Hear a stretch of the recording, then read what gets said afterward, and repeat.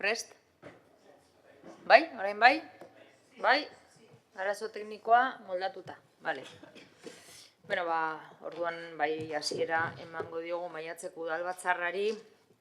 Lehenengo puntua badugu 57. puntua, aurreko ohiko bilkuraren akta onartzeko proposamena. Ez dago ekarpenik, beraz onartua geratzen da, eta honez beste 58. puntura pasatuko ginateke, Getxoko udalak Bizkaiko Foru Aldundiari 2/17 foru errepidea 17/00 kapetik 18/200 kaperaino Ormazako biribilgunetik Berangoko udal mugaraino lagatzeko eta BI-17 Aintzinako BI-17 errepidea 18/0 kapetik 18/140 kapera lagatzeko eskaera onartzeko proposamena. Hau proposamena. Bueno, egunon. Yo voy a avisar que voy a ser Egunon. Gaur ni izango naiz bozeramailea Esterriak gaizki duelako eta nik irakurriko ditudalako proposamenak. Erabaki proposamena hau da.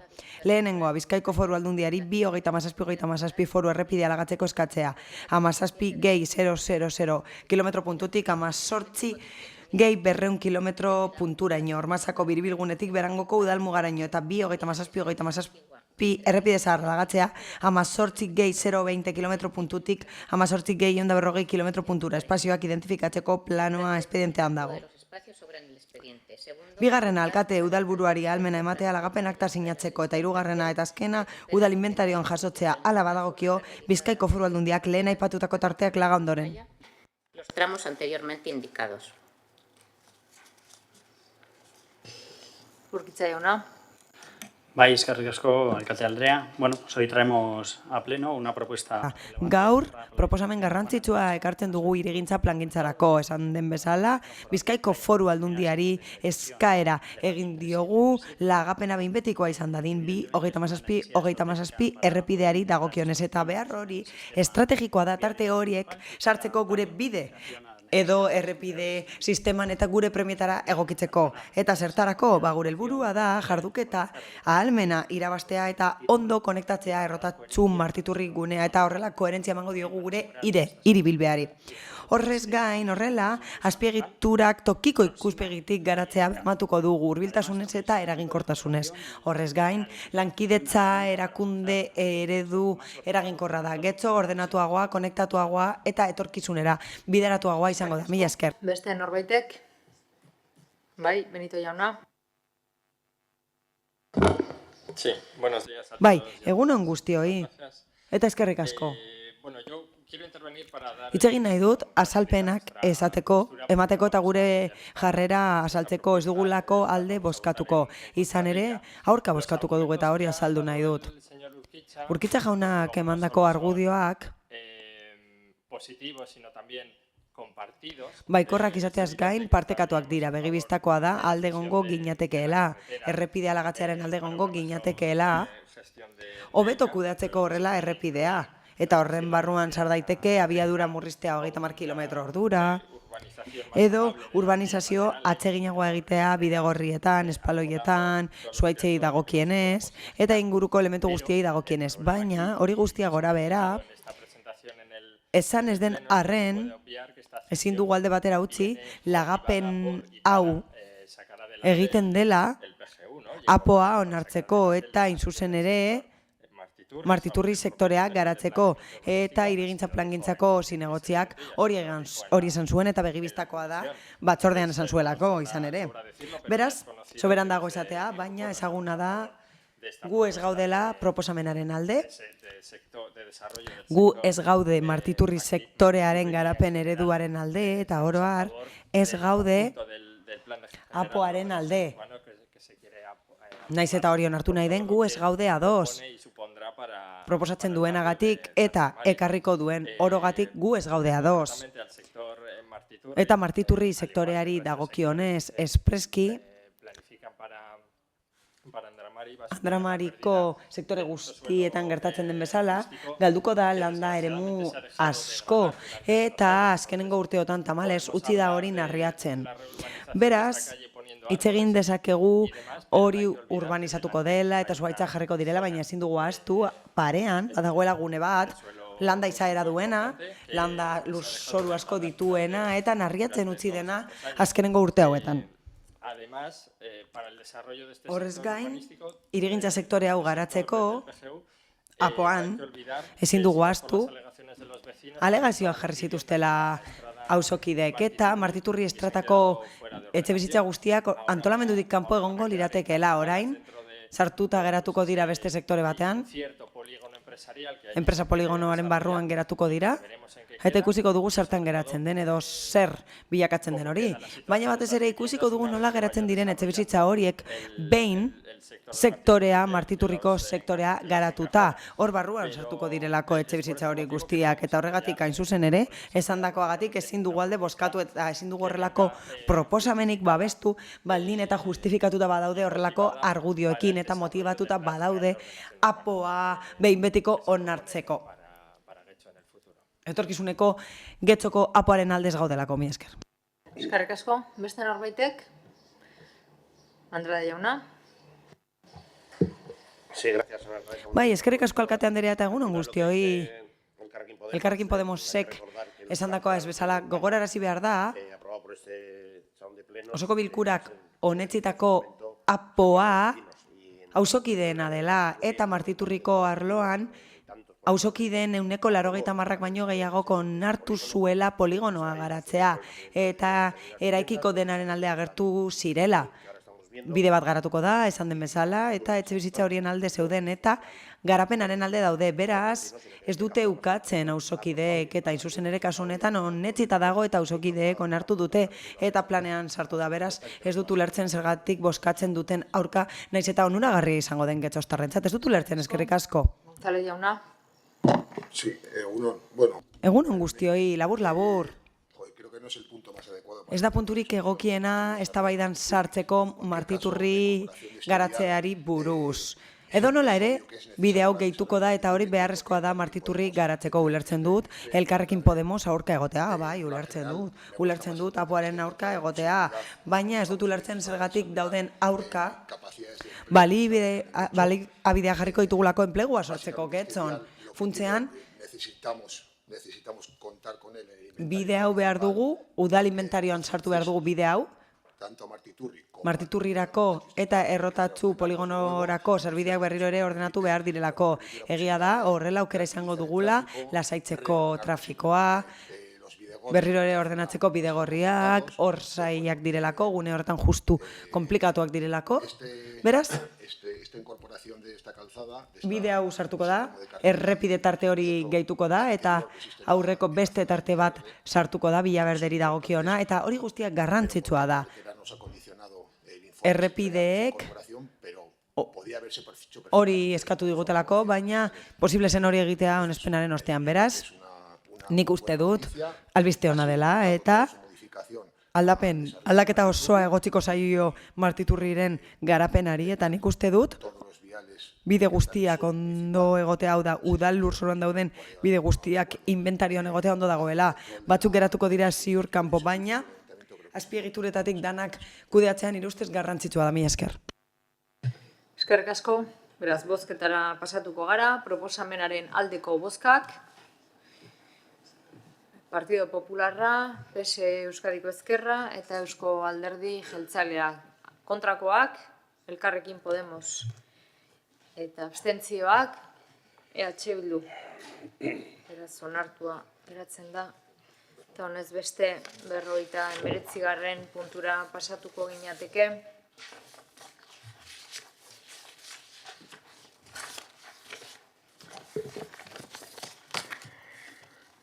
Lanpostuen zerrenda aldatzeko proposamena, lanpostu batzuen berariazko osagarrian protokolo funtzioak baloratzeagatik eta erosketa arduradunaren lanpostua eta dagokion plaza amortizatzeagatik. La propuesta de acuerdo es la siguiente. Erabaki proposamena hauze da, lehenengoa. esleitzea urrengo taulan agertzen diren lanpostuen zuzkidurei protokolo funtzioen valorazioaren normalizazioaren ondoriozko behin-behineko valorazioaren ondoriozko berariazko osagarriaren tarteak. de protocolo. Se adjunta la tabla con el detalle de los puestos. Taula eranzten da aldatutako lanpostuen zetasunekin eta lanpostuen zerrendaren zetasunarekin. Bigarrena, plantilla organikotik 116 kodea duen kontabilitate ertaineko teknikari izeneko lanpostuak kentzea. Hirugarrena, lanpostuen zerrendatik amortizatzea 105 kodea duen erosketen arduraduna izeneko lanpostua. Responsable de compras. Cuarto, Laugarrena, lanpostuaren sorkuntza horiek indarrean dauden lanpostu zerrendak aldatzea eragiten dute. Beraz, aldarazpenarekin bat etorriz, azalpen memoria erantzi da lehenengo erantzkin gisa. Behar adinako aurrekontu zuzkidura aurrekontu plantillan dago, halaber, ziurtatzen da hizkuntza politikarako sailburu ordetzaren nahitaezko txostena ere dagoela. Hirugarren erantzkina, bosgarren alkateari ahalmena ematen zaio, bere karguan diharduela, erabaki hau eragingarrian betetzeko beharrezkoak diren neurri guztiak arditzan. Seigarren erabaki hau, Bizkaiko aldizkari ofizialean argitaratuko da jende guztiak ezagutu dezan. Urkitza jauna. Eskerrik asko, alkate Andrea. Bueno, pues este acuerdo que traemos hoy busca... Akordioa ekartzen dugu eta bere helburua da zuzentzea eta eguneratzea lanpostuen zerrenda. Ahalik eta hoberen egin nahi dugu gure udal honetan eta egin nahi da bi alderdi hauetan. Batetik formalki aitortzen da balio osagarria protokolo funtzioei duela urte batzuk, profesional hauek hori egiten zuten baina orain normalizatzen da funtzio hori. Eta urratxo honekin aukera daukagu funtzio horiek gehitzeko egungo valorazio sistemara eta egokitzapen irizpidetara. Eta bestalde amortizazioa proposatzen da. Kenduko da erosketen arduraduna lanpostu hau da amortizatuko da eta horrela goi mailako lanpostu berria sortuko da, ekonomilari lanpostua kasu honetan, mila esker. Eskerrik asko. Beste norbaitek hitza hartu nahi du. Ez, beraz, bozketara pasatuko ginateke, proposamenaren aldeko bozkak, PSE Euskadiko Ezkerra eta Eusko Alderdi Jeltzaleak, kontrakoak, ez daude, abstentzioak, Partido Popularra, EH Bildu eta Elkarrekin Podemos. Honez beste, 30. puntura pasatuko ginateke, bozeramaileen batzordeak 2025ko maiatzan 14ean homofobia, lesbofobia eta transfobiaren kontrako nazioarteko egunari buruz onartutako adierazpen instituzionalaren berri ematea. Declaración de 17 de mayo de 2025. Hoy se cumplen 35 2025ko martxoaren 17ko adierazpena. Gaur, Mundial de la 35 urte betetzen dira, 1990ko maiatzaren 17an Osasunaren Mundu Erakundeak homosexualitatea gaixotasun mentalen zerrendatik kendu zuenetik. Mugarri horrek, beranduegi bada ere, 2018an jarraitu zuen kentzen transexualitatea bere patologien zerrendatik. Azken urteotan, kezka handiz bizitzen ari gara eskubideen aurkako mugimenduek defendatzen duten gorrotoaren diskurtsoa gobernu batzuek sustatzen dutela, LGBTIQ+ pertsonen aurkako legeak eta neurriak onartuz eta aurreritziak eta estigmak sustatuz. unas normas que no solo van contra las Arau horiek LGBTIQ+ pertsonen aurkakoak ez ezik, giza eskubideen eta demokraziaren beraren aurkakoak ere badira. Lesbiana, gay, bisexual, transexual eta intersexualen nazioarteko elkartearen hilga azken Los Onas txosten globalaren arabera, nazio batuen erakundeko 62 estatu kidek sexu bereko pertsonen arteko sexu harremanak kriminalizatzen dituzten legeak dituzte 2024an. Esto supone que en casi una tercera parte del mundo ser una Horrek zer esan nahi du? Horrek esan nahi du munduaren ia eren batean norbera izatea kartzela zigorra tortura edo eriotza ekar dezakeela. Esate baterako, Saudi Arabia, Brunei, Iran, Mauritania, Nigeria, Uganda eta Yemen herrialdeetan homosexualitateak eriotza zigorra izaten jarraitzen du. Lege horiek bizitzak suntzitzeaz gain, gorroto krimenekiko zigorgabetasun giroa elikatzen dute. Azken hamarkadetan ikusi dugu herrialde batzuek urratsak egin dituztela LGBTIQ+ eskubideak aitortzeko. sin embargo, otros Hala ere, beste batzuk ala nola Errusia, Bielorrusia edo Estatu Batuak kontrako noranzkoan joan dira. Azken herrialde horretan, 20 estatuk baino gehiago bultzatu dituzten zenbait arauk, transexualei osasunerako sarbidea mugatzen diete, eskoletan sexu orientazioaz eztabaidatzea debekatzen dute, edo trans adingabeak eskola kiroletik kanpo uzten dituzte, eta atzerakada horien helburua nortasunak ezabatzea eta kolektiboaren ahotsik ahulenak isilaraztea da. Europar Batasunean eta gure ingurunean ere, zailtasunak izaten ari dira berdintasunean aurrera egiteko. Eta horren erakusgarri da duela gutxi tratu berdintasunari eta diskriminaziorik ezari buruzko zuzentarauak kendu izana, tiraderan 20 urte eman ondoren, adostasunik ezagatik. Beste froga bat izan zen, 2019an Poloniako 100 udalerri baino gehiago LGTB-rik gabeko eremuak izendatu zirela eta berriki. Erresuma Batuko Auzitegi Gorenaren epaia transpertsonen legezko identitatea ukatzen duena.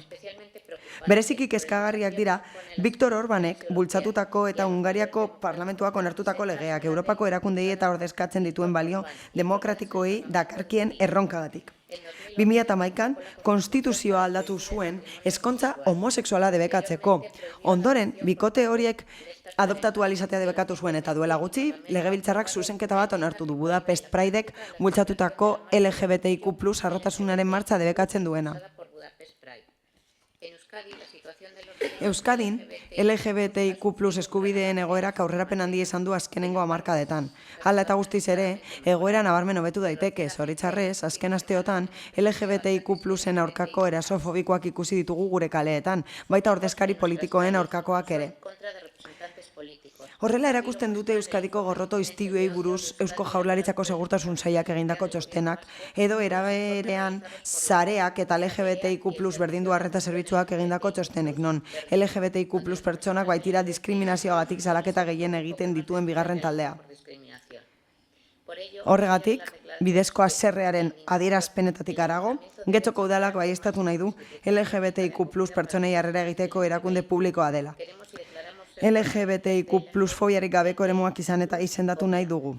Deklarazio hori egintzetara eramateko. Bat, Hungariako parlamentuak onartutako legea arbuiatzen dugu, eta gure elkartasuna erakusten dugu herrialdeko LGBTIQ+ pertsona eta erakundeekin.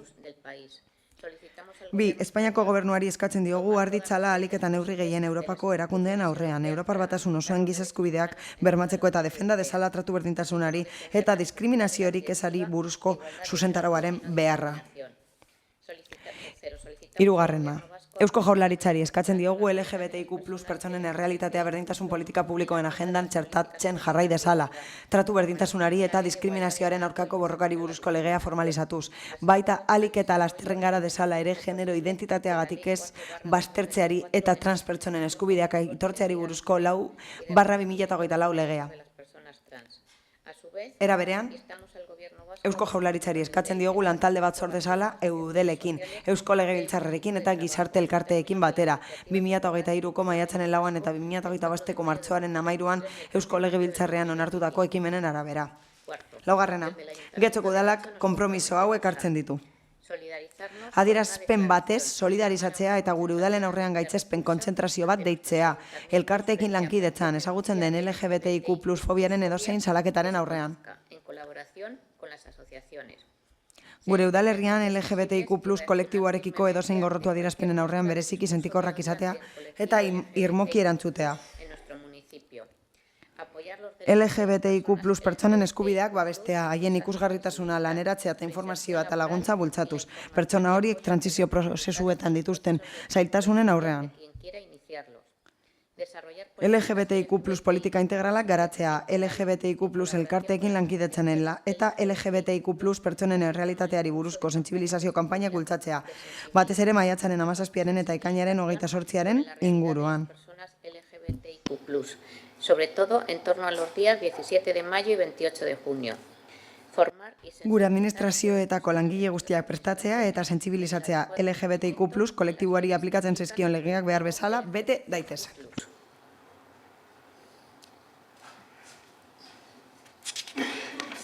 Eskerrik asko.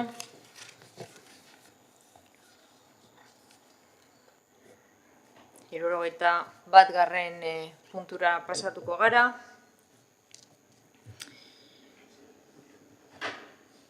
Udalaren eta erakunde autonomoen 2025ko lehenengo hiruhileko aurrekontuaren buruztapenaren berri ematea.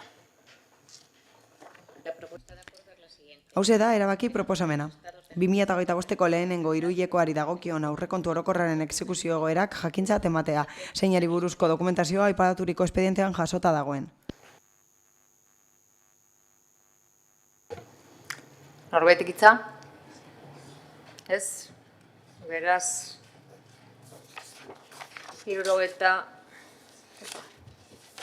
bigarren puntura pasatuko ginateke. Kreditu transferentzien bidez egindako aurrekontua aldatzeko hainbat ebazpenen berri ematea. Hauxe da erabaki proposamena. Kreditu transferentzien erabileraren bidezko aurrekontu aldaketari buruzko zinegotzi eskuordearen ebazpen hauen jakitun geratzea. La resolución número 2029. Hemen daukagu, 20-29-20-25 zenbakidun ebazpena, 10.000 euroko zenbatekoarekin, 20-25 kreditu transferentzia, dietak eta langileen lekualdaketa partidaren aurrekontu kontzignazioa handitzea. Norbaitek hitza? Ez? Beraz, mozio eta interpelazioen atalera pasatuko ginateke, 73. puntura. Popular Rural taldearen mozioa adinekoentzako eta mugikortasun murriztua edo dibertsitate funtzionala duen pertsonentzako bizikletei buruzkoa.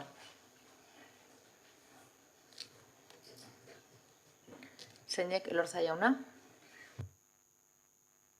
Gracias. Eskerrik asko alkate anderea eta egunon guztioi. Jarraian mozio erakurriko dut.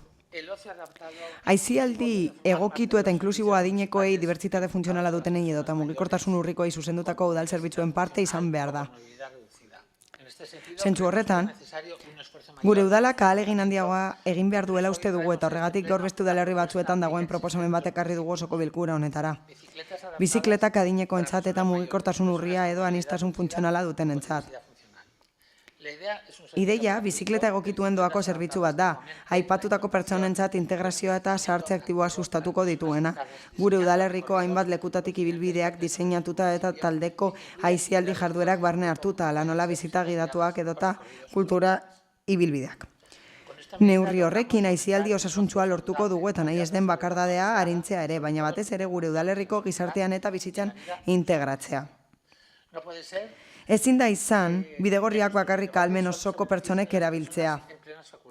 Adinekoek, mugikortasun urria edo aniztasun funtzionala dutenek ere, bizikleta egokituekin ibilbide mota horiek egiteko eskubidea dute.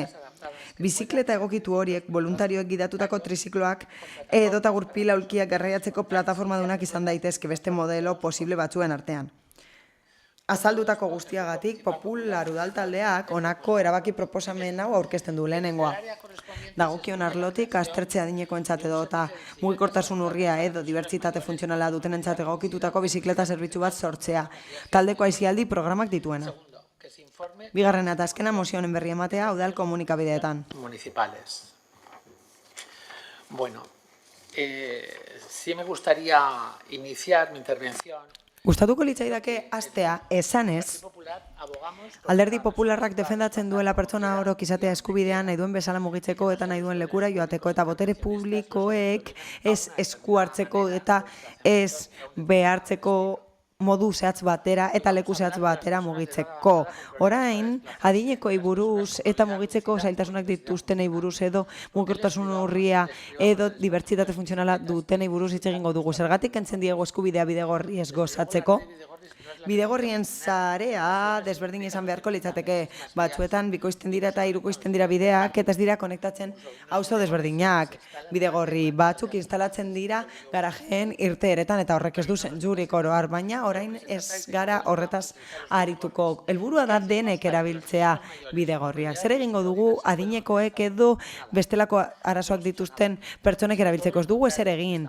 Aurkakoa, gero eta oztopo gehiago jartzen ari gara horrelako pertsonak ateratzeko bere etxeetatik, eta horrela bizitzan zigortzen ditugu ezin direlako mugitu eta hori hala da gobernu taldeak mugatzen dienean sarbidea bidezkoei eta txirrindula erabiltzen dutenei eta zer egiten dugu oinez ibiltzen ez direnekin errazena etxean geratzea.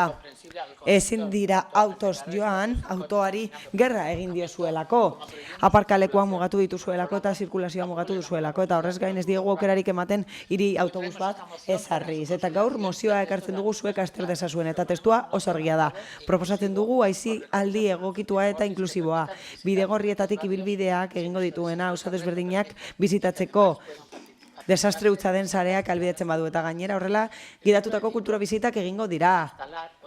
Ziklo mota desberdinak instala litezke. Plataforma dun zikloak, ergonomikoak edo bikotentzako zikloak. Adibide batzuk besterik ez dira. Hiriburu batzuetan, Zerbitzu hori martxan da, eta horietan egiten ari da udalbultzadari esker eta voluntarioen lankidetzari esker, Gurutze Gorriko voluntarioek lagunduta, eta Getxon gure voluntariotzaren gaitasuna oso handia da, bai kalitatean, bai kantitatean. Eta guk uste dugu ideia ona dela, izan ere, beste gauza batzuen artean, horrela, adinekoen bizi kalitatea, mugikortasun urria edo anitza dutenen bizi kalitatea hobetuko da. Eta kasu batzuetan gainera, nolabaiteko autonomia sustatzen du, baina batez ere bere gizarte integrazioa. Eta ahaztu gabe, zahartze aktiboa bultzatzen dela horrela. Mila esker. Eskerrik asko. Benito jauna.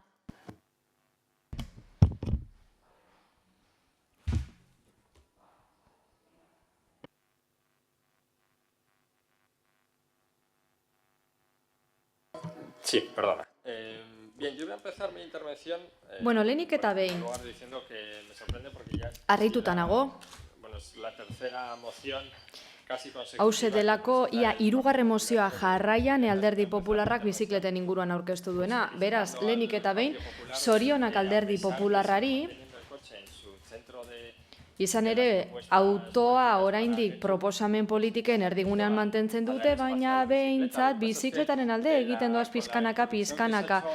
a la moción, pues Beraz, mozioaren sarreran esan duzuena kontutan izan da, gero ezin dizu zorion handirik eman izan ere, intervencionistas que politika interbentzionistak aipatu dituzue, hoiek ez dietela izten hiritarrei nahi duten lekuetara nahi duten moduan joatera, eta hori ez da horrela. políticas de Azken finean, sustapen politikez ari gara. espacios que unos y otros medios de transporte Eta ocupan en nuestra ciudad. No se puede garraiobide desberdinek gure hirian duten lekuaren inguruan hausnartzea. andando sin dejarle el espacio que merece y necesita. Beraz, bizikletari eman behar diogu merezi duen tokia eta behar duena. Eta bigarrenik, esan dugu, gero eta oztopo gehiago jartzen direla sarbide aldetik, ezta?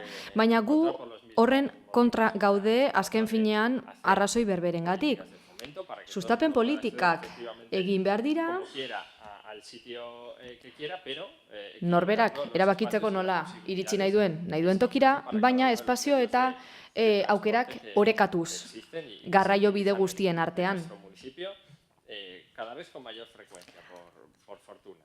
Eta zorionez azken finean, bizikletaren alde gero eta gehiagotan egiten da, bidegorriek mesede egiten dute, azken finean honi ez da, gero eta gehiago erabiltzen dute bizilagunek, Bizkai biziren arira ere horrek lagundu izan du, eta Si no hubiéramos bajado la velocidad a 30, hogeita marrera, velozitatea, abiadura jaitsiko ez bagenu ez genuken lortuko, hau pasaden legegintzaldian egin zen, eta beraz hau ere argi utzi beharra dago hasieratik. dicho esto, y Hau esan da, de la moción, eta mozioaren barruan sartuta, lehenik eta behin zer esan nahi dut. discrepancia, y es que Badut zerbait hor buruan horrekin ez nago ados. Zuek bizikletaren erabilera aipatu duzue, baina erabilera ludikorako, eta nik ulertzen dut, adineko pertsonen kasuan, edo aniztasun funtzionala duten pertsonen kasuan, aisiarako erabilera horrek ere baduela garrantzia handia hori hala da.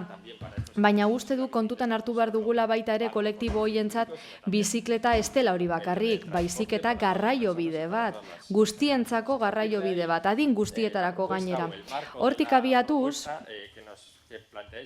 zue planteatzen duzuen proposamen esparrua berez ondo iruditzen zaigu, Getxon badaude adineko pertsona asko, aniztasun funtzionala duten pertsonak ere hortxe ditugu, eta horregatik uste dut hau bezalako proposamen bat, ondo legokela, ez da, izan ere gure udalerrian, badaude erakundeak, badaude norbanakoak, hau bezalako zerbitzuak eskaintzen dituztena, badaude baita ere elkarteak, horretan lan egiten dutenak, edo voluntarioak dituzten enpresak baita ere, ez da? Hainbat plazatako bizikletak eskaintzeko, beraz, hainbat eta hainbat ekimen daude, eta nik ez dut gaizki ikusten horiek martxan jartzea. Getxon. Hori bai, zalantzak sortzen dizkigun zerbait dago, ez da? Eta hau kontuz aztertu beharko genuke guk. Beste bizikleta sistema bat martxan jarri nahi badugu kontutan izan dezagun Getxon momentu honetan, Bizkai biziren barnean gaudela, Bizkai bizik, hiru gurpileko bizikleta jarri dituela eta ikusi beharko dugu zer nolako eragina duten, zer nolako erabilera duten, eta batez ere duplikatu aurretik ikusi beharko genuke zer egin dezakegun jada badaukagun horrekin, eta horregatik guztiagatik abstenituko gara. Baina bizikletaren erabilera ludikoki zein garraiobide gisa adineko pertsonei edo ezintasunen bat dutenei hurbildu nahi izatea positiboa iruditzen zaigu eta ondo dago esploratzea aukera hori. Beste norbaitek, González jauna. Gracias, señora alcaldesa. Eskerrik asko, alkate Andrea.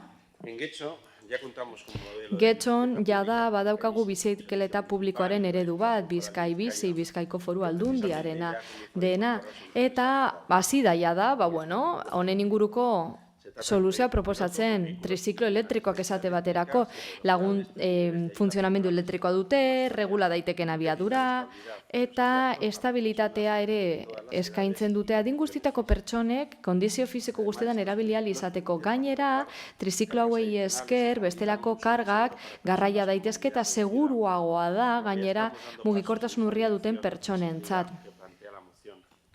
Beraz, mozio honetan planteatzen dugun hori, planteatu den hori jada betetzen ari da. Guk egin nahi duguna da, jada funtzionatzen duen hori indartu eta uste dugu hau bezalako ekimenak zentralizatu behar direla, Bizkai Biziren bitartez egiten ari garena bezala ezta? Beraz, bestelako udal zerbitzu bat martxan jarri ordez, horrek ez duelako ekonomia aldetik inongo zentzurik, hobeto legoke daukagun zerbitzua indartzea eta aldundia progresiboki aukera gehiago eskaintzea honen baitan.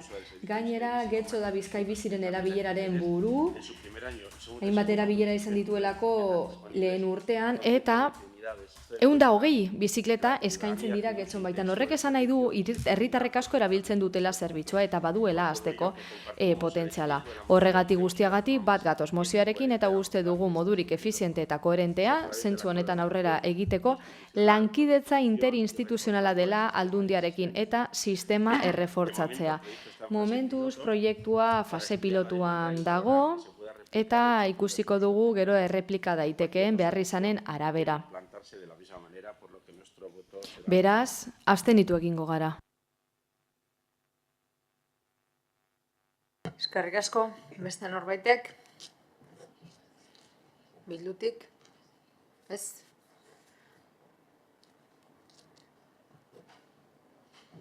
Urkitza jauna? Eskerrik asko, alkate Andrea. EAJ udal taldeak mozio honen sensibilitatea aitortzen hasi nahi dugu.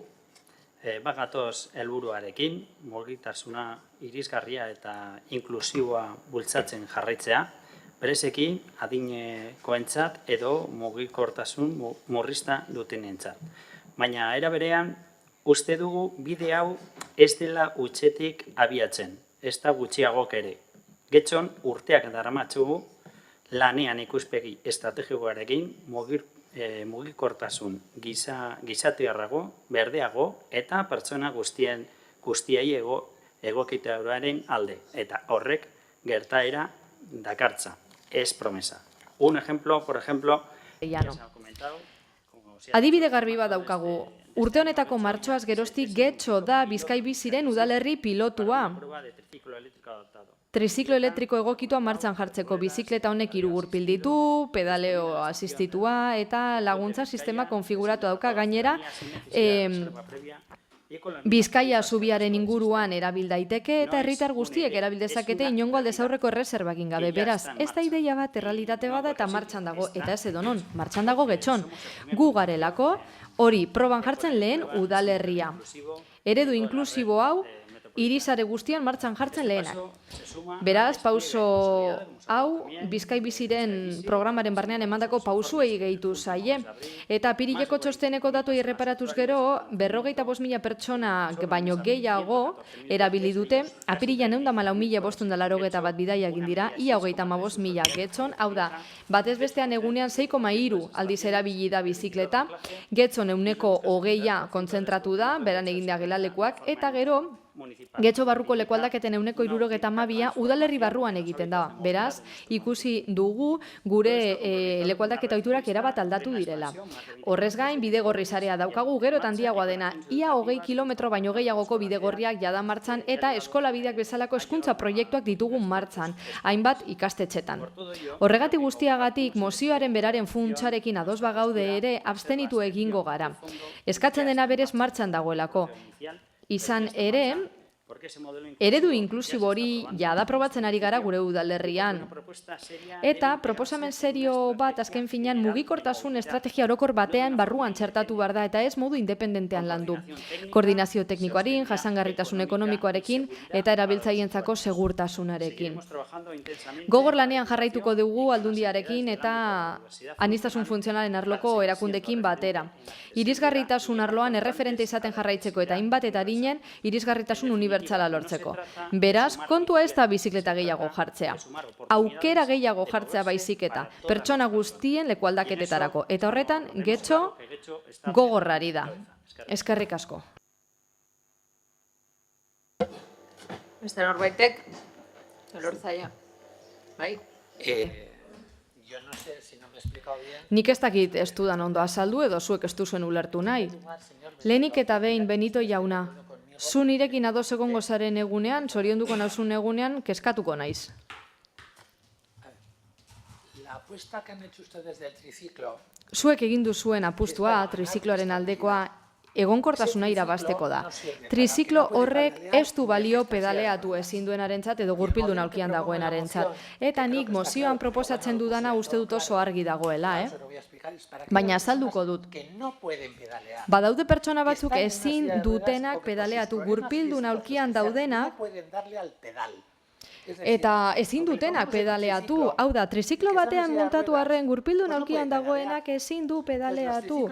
Beraz, zuek jarri dituzuen trizikloak oso ondo daude eta prentsa oharrean esan bezala triziklo hoie pentsatu dira kargak eramateko edo bizikletan joan daitezken arren oreka mantentzen ez dakienentzako, baina ez da pentsatu, ulertzeko moduan esatekotan, gaizki badago ere. Lehen inbalidoa zien hoientzat ez dute balio.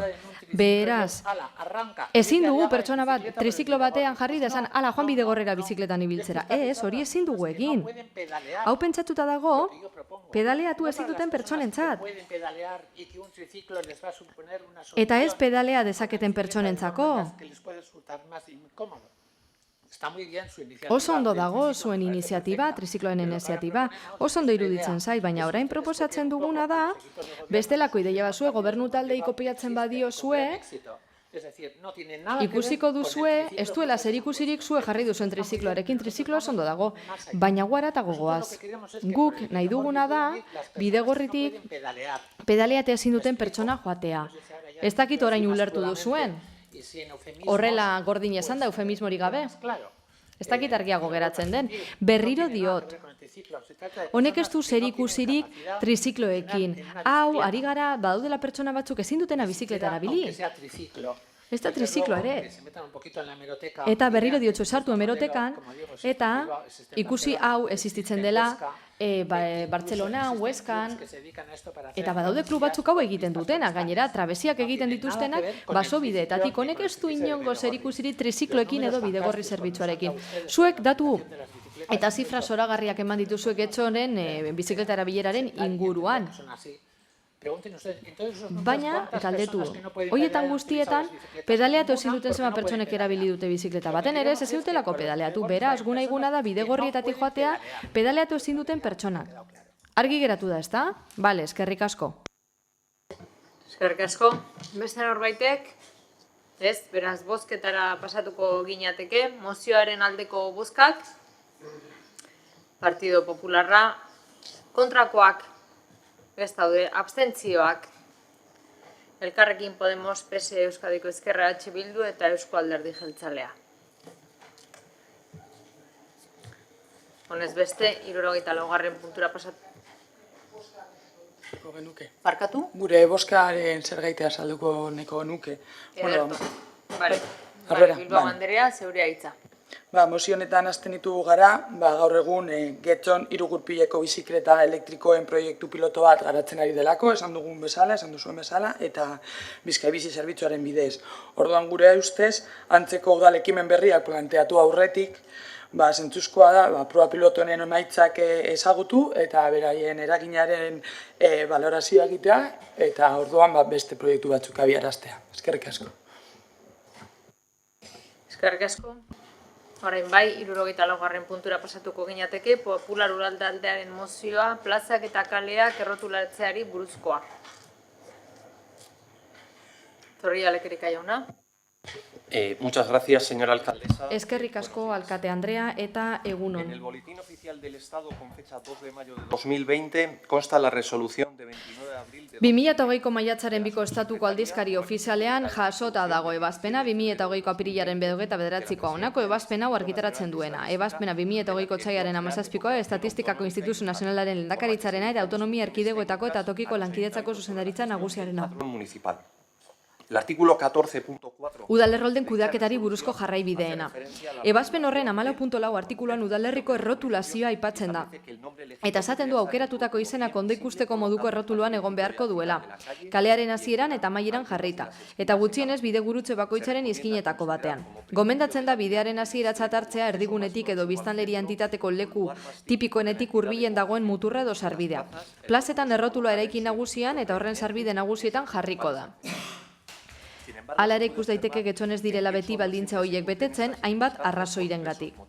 Izan ere, errotulu ondatuak daude eta ez dago errotulurik kale batzuen hasieran edo amaieran eta bidegurutze batzuen idazkinetan. Egoera horren aurrean gure udal taldetik uste dugu neurriak hartu behar direla udalerriko plaza eta kaleen seinaleztapena hobetzeko. Horregatik guztiatik gure udal taldeak honabako erabaki proposamen hau aurkeztu du. Lehenengoa, Getxoko udalak neurriak har ditzala udalerriko plaza eta kaleen seinaleztapena hobetzeko eta bigarrenik mozio honen berri ematea udal komunikabideetan.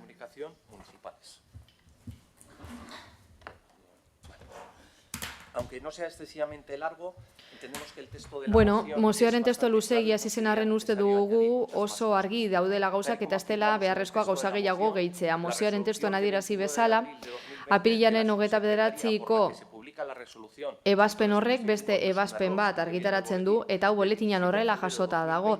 Hainbat ebazpen aipatu ditugu. Lehen irakurri bezala, bertan jarraibide teknikoak ematen zaizkie udalei udalerroldaren inguruan. 14.4 artikuluan esaten da errotulazioa nolakoa izan behar den udalerrian eta esaten da errotuluak ondo ikusgai egon behar direla eta kalearen hasieran eta amaieran jarrita egon beharko direla behintzat eskina bakoitzean. Proposamenetako bat, prozesu partartzaile desberdinetan agertzen denak, referentzia egiten du zenbait hobekuntza egin aldirela plaken ikusgarritasunari dagokionez, eta hain zuzen ere Getxoko bizilagunek arrazoia dute, auzoetatik paseatzen bagara ikusiko dugulako badaudela errotulo batzuk, ezin direnak irakurri, edo ez daudela. Kalen hasieran edo amaieran daude, eta beste batzuetan bidegurutzetan ez dago errotulurik. Goazen bat zenbait adibide jartzera. Errotulo batzuk ezin direnak irakurri edo eskaz daudenak. Hementxe, Torrenen. Hementxe daukagu bat, eta ez eman aitzakiarik, orain beste gauza bat egiten ari zaretenez, obra bat egiten ari zaretenez, horrek estropeatu duela seinalaren kolore zuria.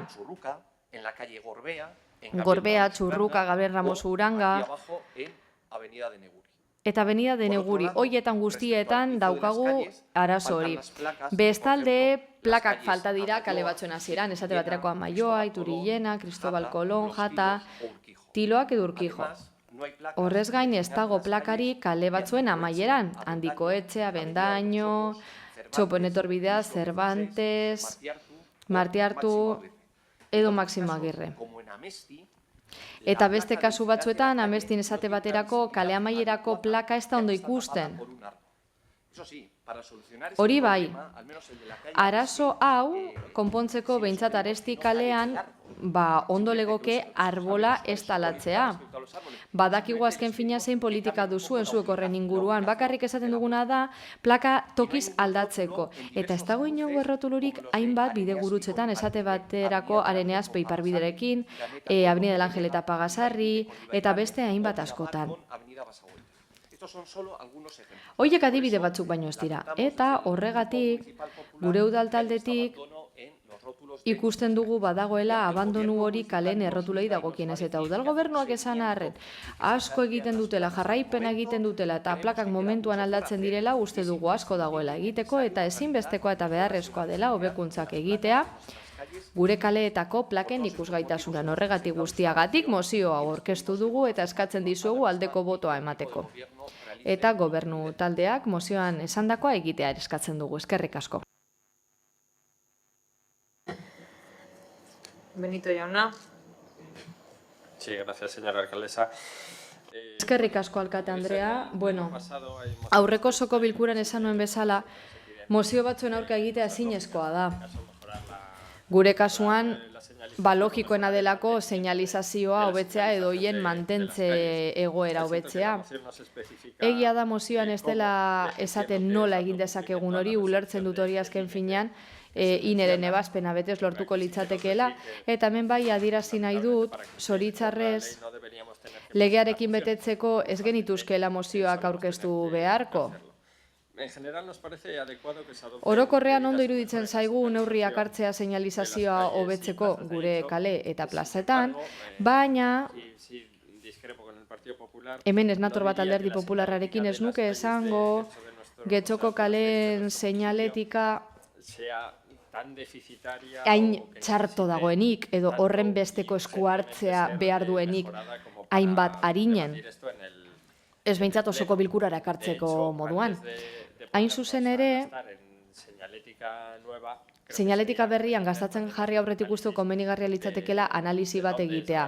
Eta ikustea benetan nun behar den hori, zein karentzia dauden, nun hobe daitekeen.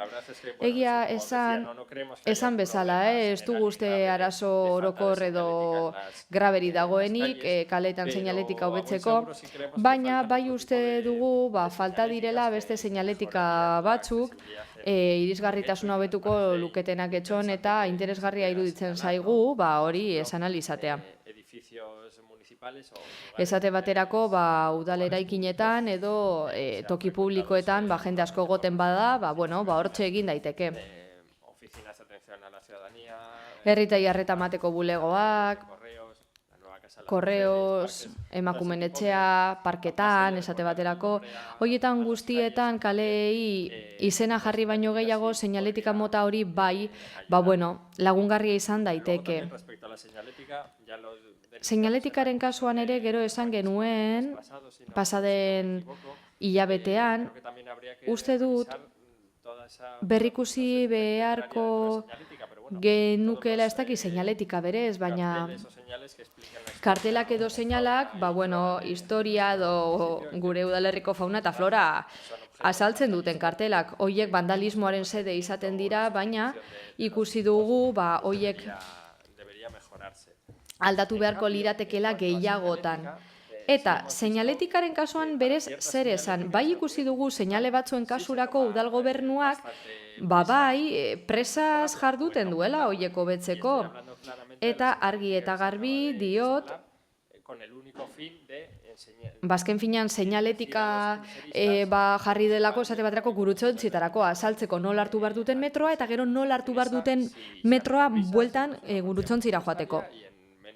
Eta zentzu horretan 4 hile baino gutxiagotan jarri zituzten seinaleak, Eta gainera kontutan izan da, seinaletika gehiegi jartzea ez dela oso komenigarria. Izan ere, kaleti bagoaz eta seinale gehiegi ikusten badugu, bazkenan ez dugu bakar bat ere kontutan hartuko, eta hori ere arriskutsua da azken finean, ibilgailuen zirkulaziorako. Autobusekin horrelako zerbait gertatu zaigu baita ere, ezta?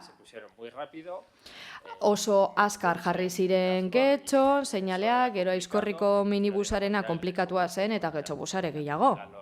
los retrasos que todos ya sabemos. Horrela dakigu zer nolako atzerapenak akumulatzen dituen, hau ikusi ganuen aurreko legegintzaldian, eta momentuz ez daukagu laneko dokumentua ez eserrez. Nik uste dut hor argi ikusten direla udal gobernuaren lehentasunak, ezta? Azken finean, jomuga turistiko bihurtu nahi dute gure udalerria kontsekuentzietan pentsatu gabe. Baina, bueno, oroar esango genuke abstenitu egingo garela, ondo dagoelako seinaleak hobetzea edo mantentzea egoera honean, baina ez dugu uste lehentasunezkoa dela ontze bertan gure udalerrian. Eskerrik asko. González jauna. Gracias, señora alcaldesa. Proposamen honen aurrean, gure taldetik esan behar dugu ez gaudela ados erakutsi den ikuspegiarekin. Defizientziak aipatu dira kalen rotulazioan, eta mozioan bertan esaten da egoera hau ez dela generalizatua, baina bozeramaileak kontrakoa dirazi dugu. Gero, 20 adibide edo bakarrik daude antza, baina 300 kale ditugu Getxon. Beraz, guk interpretatu dugunez, araudi hau ez omen da beti betetzen, baina ez duzu esaten, zein errotulo edo zein kalesari zareten, eta azken finean ez duzu esaten auzoak zein kasutan kesatu diren, auzotarrako beto esan da. Abandono eta deterioro irudi bat proiektatu duzue, baina hori ez dator bat errealitatearekin. Kalenda errotulazioan akatsak omen daude, eta egia da udalerri gehienok ez daukagula sistema bat momentuan identifikatzeko plaka bat erortzen denean edo apurtzen denean. Baina Getxok badauka mantentze sistema kontinuo bat, mantentze zerbitzu kontinuo bat hobeto esan da, eta hau bezalako kasuetan esku hartzen da. Horregaitik abstenituko gara. Eskerrik asko. Ez. Ocio Andrea. Eskerrik asko, alkate Andrea. Bien, la moción presentada... Bueno, Alderdi Popularrak ekarri digun mozio honetan planteatzen da, udalerriko zenbait kaletan, akatsak egon daitezkela errotulazioan. Eta gure udaletik adirazi nahi dugu, plakak eta seinaleak jarri eta mantentzen direnean indarren den araudi esaten dugula kontutan. Eta mantentze zerbitzu hori egunero azpiegitura arlotik egiten den lanaren parte dela. Momentu honetan Getxon 353 kale daude eta identifikatzen dira irizpide teknikoi jarraiki eta indarrean den araudia errespetatuz. Hau da, seinalizatu egiten da kale bakoitzaren ertz bakoitzean eta bide gurutzetan errefortzatu egiten da. Ikusgaitasuna indartzeko eta lokalizazio errazteko. Defizientziak egotekotan, hau detektatzeko bide desberdin daude, herritarrek esan da, edo udaltzaingoak esan da, eta udal langilek ere, langile teknikoek edo udal brigadek esan da baita ere. Identifikatzen dugunean inzidentzia, esku hartzen da diligentzia osoz ura konpontzeko. Gaurko egunez, ez daukagu inongo kesa formalik eta ez dago bestelako iradokizunik esanez, arazo hau generalizatua dela. Hala ere, posible litzateke, kasuren batean edo beste, aipatuzun bezala, plakaren bat egoera honean ez egotea, baina hau gerta daiteke beste dozein elementurekin bide publikoaren kasuan. Horrek ez du esan nahi arazo estrukturali dagoenik, edo abandono egoeran gaudenik. Intzidentzia zehatzak dira eta horiek hartatzen dira eguneroko mantentze zerbitzuaren baitan eta eguneroko bideetatik. Horren bestez, hau ohiko kudeaketa kontua da, betiko bide eta baliabidetatik hartatzen dena. Udal gobernutik uste dugu egungo sistema baliozkoa dela plakak aldatzeko eta hori bai beti hobetzeko prestengo gara. Horregatik gu abstenitu egingo gara. Eskerrik asko. Eskerrik asko. Beste norbaitek? Zorrilla lekerik aiona. Eskerrik asko Alde Andrea. Elkarrekin Podemosetik esan digute hau ez dela presasko kontua. Presaren kontu hori asoziatiboa diltzateke. Baina, badago galdera bat, mundu guztiak jaso duena. Zein kaletan nago? Hori gertatzen da. Eta batzuetan hori gertatzen da, ez dagoelako ondo seinaleztatuta. Esan izan zaigu, azterlan bat egin beharra dagoela. Eta ja alerta jarri gara. Gobernu talde honei asko gustatzen zaiolako azterlanak egitea. Eta gero, azterlanen multzo horretan gertatzen da eta gero ez da egiten. Beraz, hori aitortu behar dugu kezkagarria dela. Alderdi sozialistaren partetik egia da kale batzuk aipatu ditugula. Baina, bueno, goazen badi bidekin jarraitzera. Bide barri, Reina Maria Cristina plaza, Lehendakari Agirre plaza. Hoietan ezin da irakurri ere egin. Eta gero Handikoetxe eta Trinidad, bide gurutze hauetan ezin da ezer irakurri. Ileta bide barri, Iparbidearen eazpirekin, Urkijo Iturrigorrirekin, ez da gorrotulorik Teiagorri plazan. Hasieran Eretxa eta Erremanterina kaleetan ez dago plakarik, edo Baserria, Korrieria, Luri Baibide eta Tilotan ez dago inongo plakarik. Beraz, egin behar duguna da, bertati paseatu, herriti paseatzen ibili eta ikusi. Esan digute baita ere, bere alasku hartzen dela. Goazen bat dibide argienarekin. Cervantes kalea. Duela 6 urte, gorabera bat egon zen plaketako baketin. Kale amaierako plaka ez dago higiezinaren normara itxatzita, horizontala delako, ez dakigu zergatik, baina plakar hori egin zen. Eta zuaizken hartan geratu zen lorategien bertan. 6 urte geroago, Cervantes kaleak oraindik ez dauka plakarik kale amaieran. Eta beraz ez da araudia eta ebazpena betetzen ari. Beraz, bai, egon bai dago utzikeria. Beraz, adibideak egon daitezke ez badaude.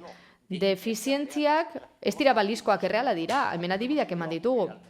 Eta ez dugu inor aspertu nahi. Baina guk bai ikusi dugu badagoela nola baiteko bekuntza margina zentzu horretan, eta horregaitik hain zuzen ere mozioa aurkeztu dugu.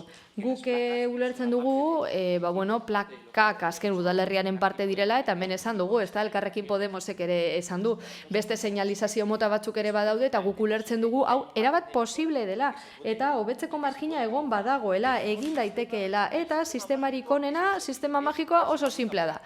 Herriti buelta bat eman, eta hortxe ikusiko dituzu karentzia guztiak. Eskerrik asko. Eskerrik asko. Beste norbaitek?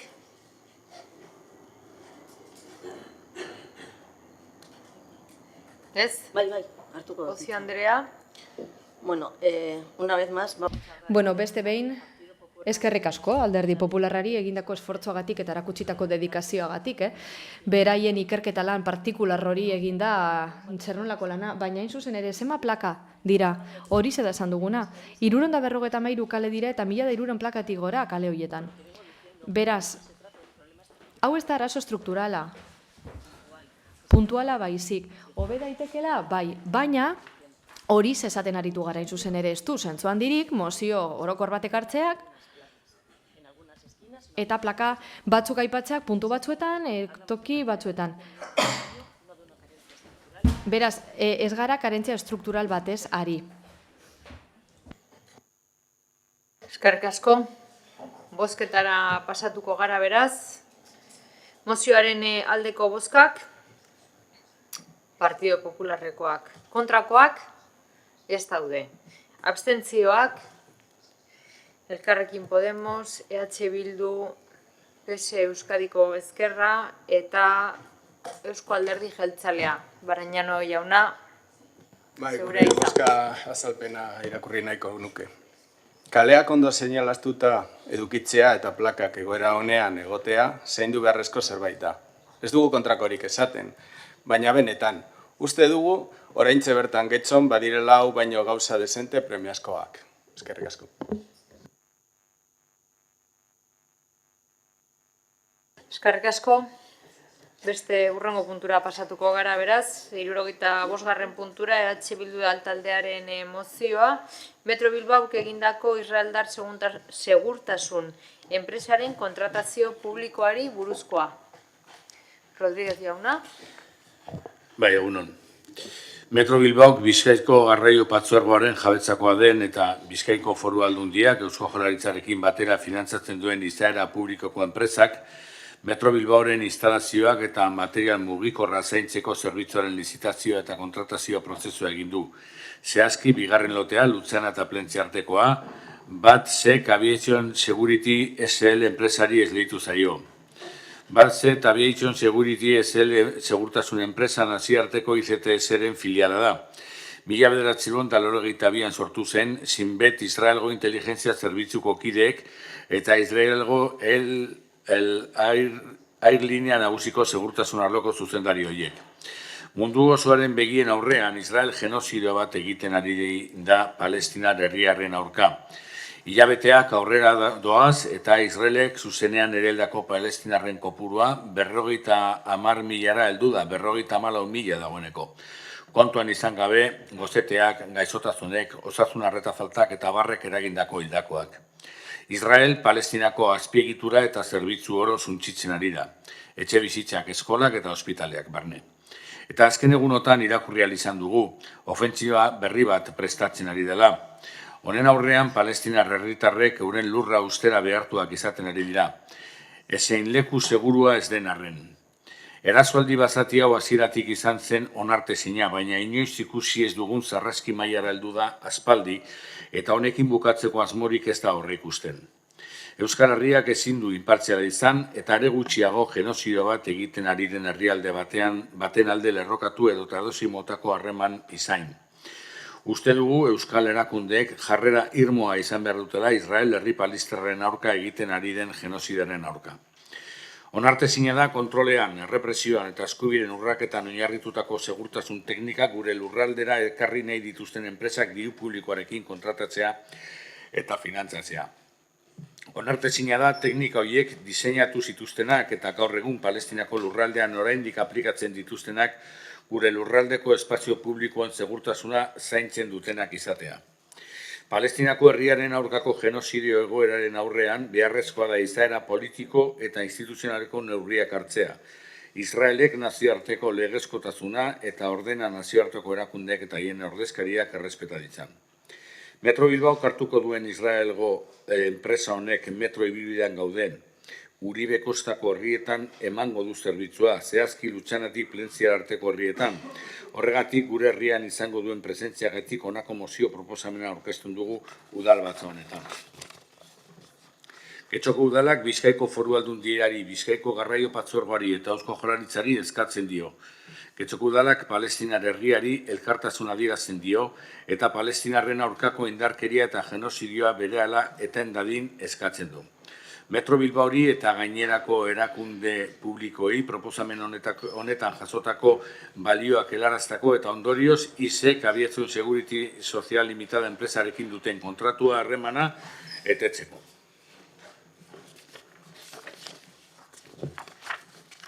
Defentsara pasako zara? Bai. Transakziona barkatu. Zeharkako bat dago.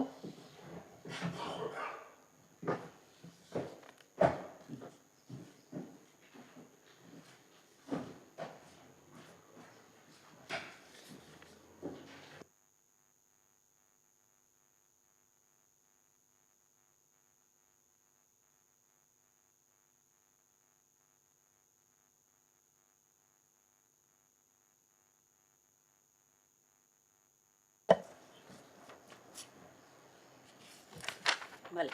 Irakurriko duzu, Ozio Andrea, mesedez? Bai.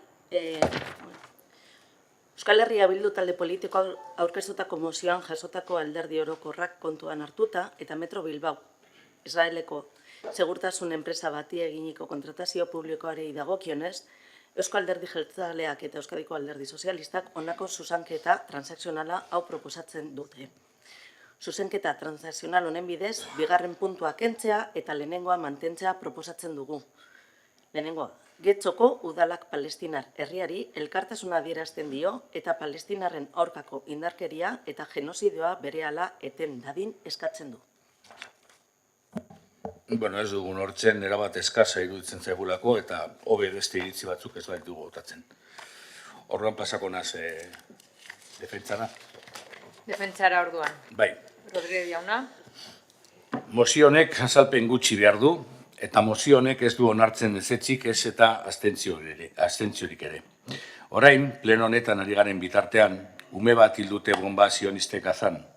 Ama bat, bere seme-alaben gorputz txikien bila dabil, aita bat negarrez da, aurrak ere negarrez noraezean, zer gertatzen den ulertu gabe.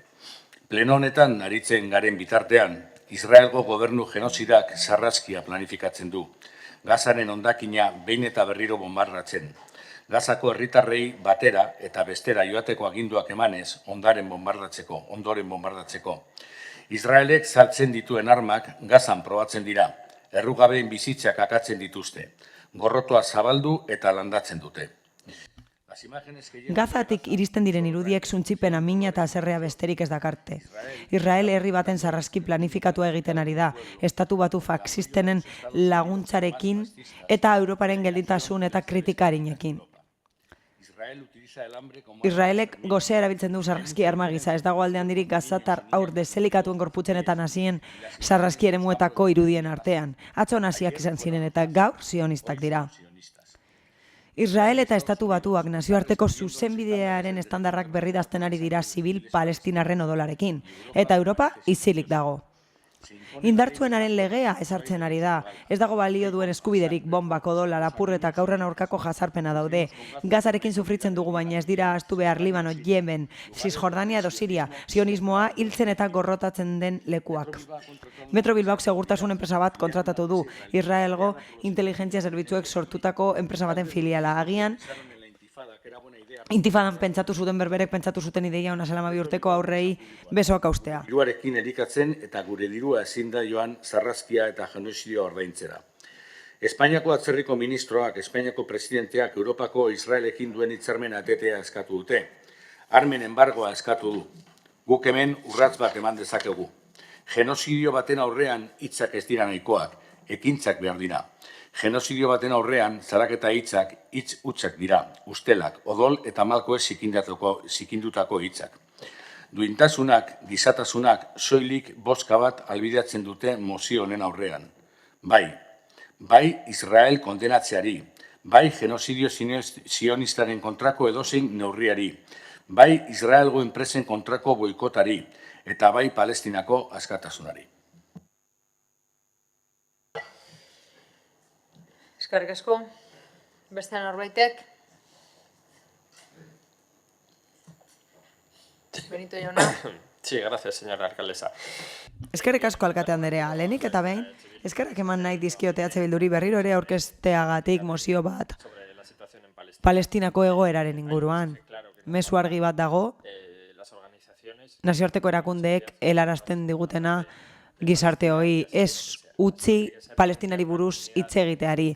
Hala, nazioarteko erkidegoaren aurrean hori egin behar dugu, baina zoritxarrez hori egin behar dugu nazio mailan ere bai.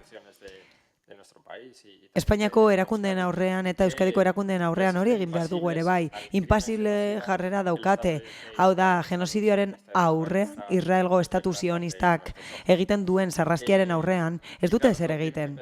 Eta hasteko geure burua aztertu behar dugu eta hurbileneko erakundea aztertu behar dugu eta egia esan udal honek erakunde bezala ez du ezer esan Palestinari buruz eta hori nahiko larria da, baina hala da eta oso tristea da. Momentuz ez dugu erakunde adierazpenik izan, ez da onartutako moziorik izan, ez da argazkirik ere. Erakunde bezala ez da mezurik helarazi, eta hori ezin da horrela izan eta ezin du horrela jarraitu. Hala, langileen sindikatuei esker lortu da hori, kontzentrazioak egin dituztelako, Gazako egoera salatzeko eta Palestinako herriari babesa emateko, baina erakunde bezala, esan bezala ez da ezer egin. Eta isiltasuna horrelako sarraski baten aurrean ez da posible. Egunero ikusten ari gara, zoritxarrez, egunero ikusten dugu albistegietan, eta isiltasuna honen aurrean, horrelako zerbaiten aurrean, konplizitatea da tamalez.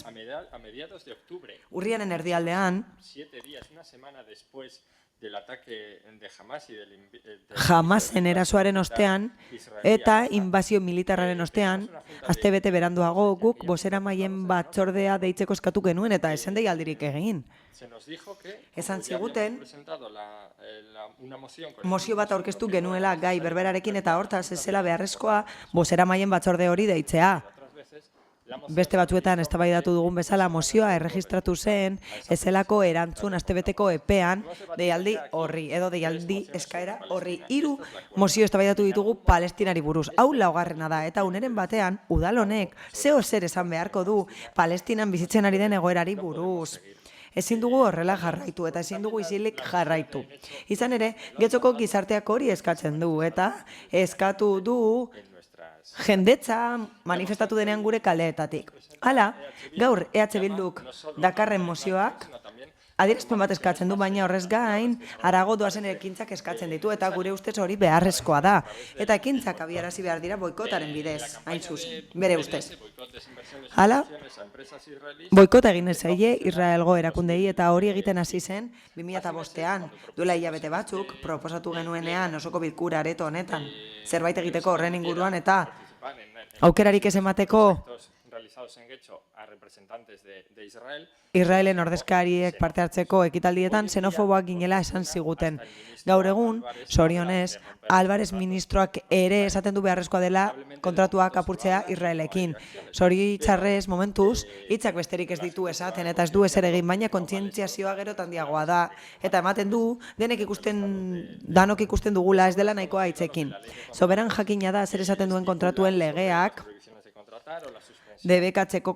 kontratatzeko debekuei buruz eta kontratuak ebasteari buruz. Eta oso labur, esaten du honako hau. Ez betetzirik ez badago, kontratua soilik bertan bera utz daiteke elkarrekiko adostasunarekin. Hala eta guztiz ere guk alde bozkatuko dugu eta nik uste dut denok bozkatu beharko genukeela alde. Izan ere, mozio bat adierazpen bat da eta guk mezu bat bidali behar diogu bai Israeli bai bere enpresei. Jakin dezaten genozidioaren aurka gaudela eta boikotaren alde gaudela. Horrez gain, mozio hau eta mezu hau kontuan hartu beharko lituzkete erakundeok, baita gure udalak ere beste lizitazio batzuetarako eta pleguak egiterakoan. Saiestu behar dugu Israelgo enpresek lortzea kontratuak administrazioarekin, zuritzen eta genozidioa albidetzen. Hala, Olga Rodríguez kazetariaren esaldi bat esango dut bukatzeko. Lehenengo aldia da gizadiaren historian genozidio bat ikusten ari garela. Horregatik, isiltasuna genozidio honen aurrean konplizitatea da, eta erakunde guztiok zeo zer egin beharko genuke. Eskerrik asko. Eskerrik asko. Díaz Andrea. Eskerrik asko, egunon, algunas cosas que hemos oído en este pleno. Gauza batzuk entzun ditugu osoko bilkura honetan eta oso larriak dira. Horregatik ezin dira jasan edo ezin dira onartu. Nik uste dut adierazteko askatasunak edo adierazpen askatasunak ez duela dana eusten. Mozio honetan 2 puntu proposatzen dira. Eta lehenengoarekin erabat ados gaude, ezin da gehiago jasan Sarraskia eta Gazako Palestinako herria pasatzen ari dena genozidioa da, esterminioa da, eta esan den bezala hori bizitzen ari gara zuzenean. Nazioarteko erkidegoa hori zuzenen bizitzen ari da. Horrekin ados ez dagoenak ez du gizateriarik. Bigarren puntuari erreparatuz, kontratu publiko bat eteteko eskaerari buruz oso ondo dakizue gutxi egin daitekeela.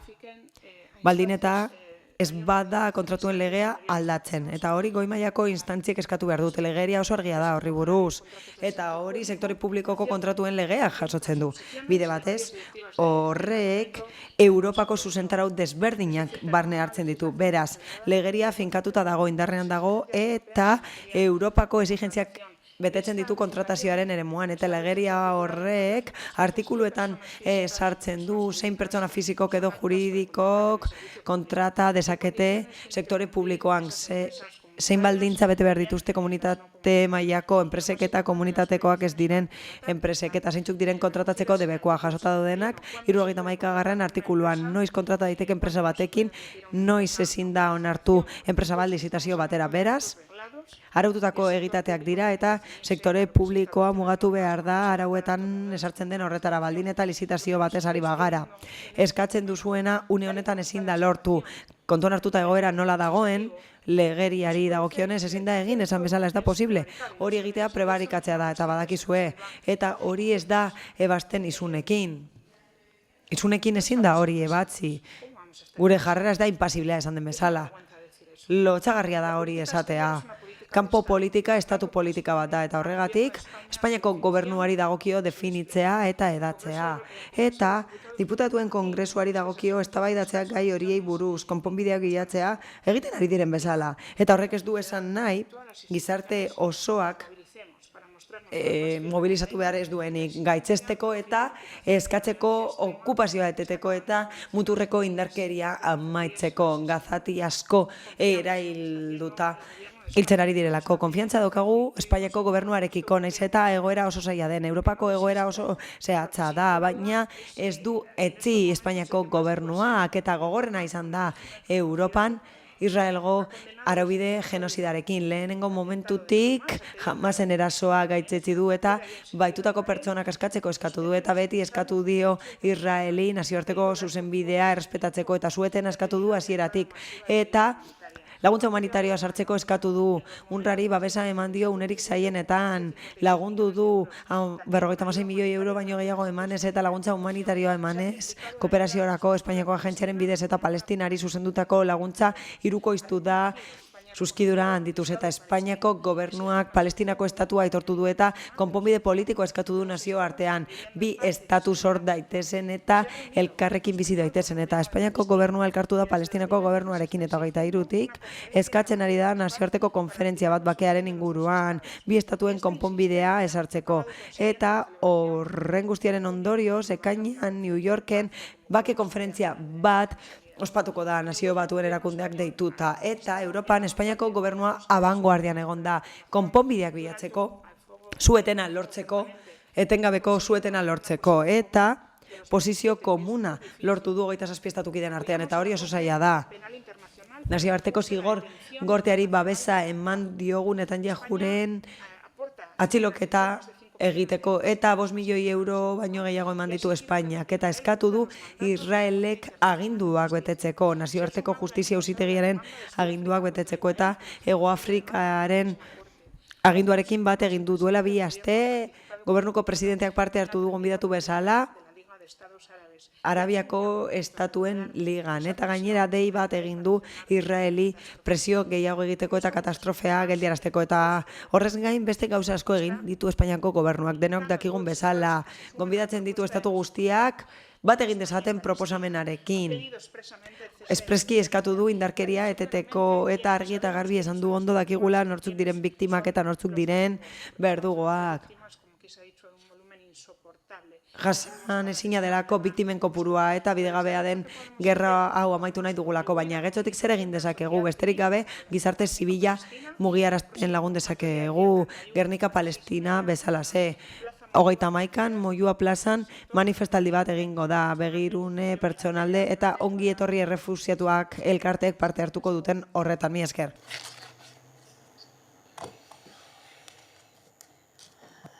Andrea jauna. Eskerrik asko alkate anderea. Getxok arazo asko ditu. Lore zaintza, segurtasuna, arrapalak, etxe bizitza, plakak. Mugatuta daudenentzako garraio bide urritasunak. Hori guztia ikusita EH Bildukoek horrelako gaiak ekartzen dituzuen naiz eta eskumena ez dugun. Guk ez dugu zer ikusirik Metro Bilbaorekin eta gainera gai honetan oso gutxi egin daiteke. Ezinezkoa da kontratazio publikorako sarbidea mugatzea, naiz eta Israelgoa den enpresa hori. Ezinezkoa da horretan zeozer egitea. Beraz, egiten duzuen proposamena ez da legezkoa, baina genozidioaz ari bagara hitz egin dezakun genozidioaz. Ez da joan behar Israelera, hemen egon da genozidioa eta unea da gogorarazteko gauza batzuk nahikoa gogorarazten ez direnak eta ezin dugu baimendu horiek hastea. Getxon, hiltzaile batzuek pertsonak hil zituzten. Babesarekin gainera. Eta beste talde batek jaleatuta.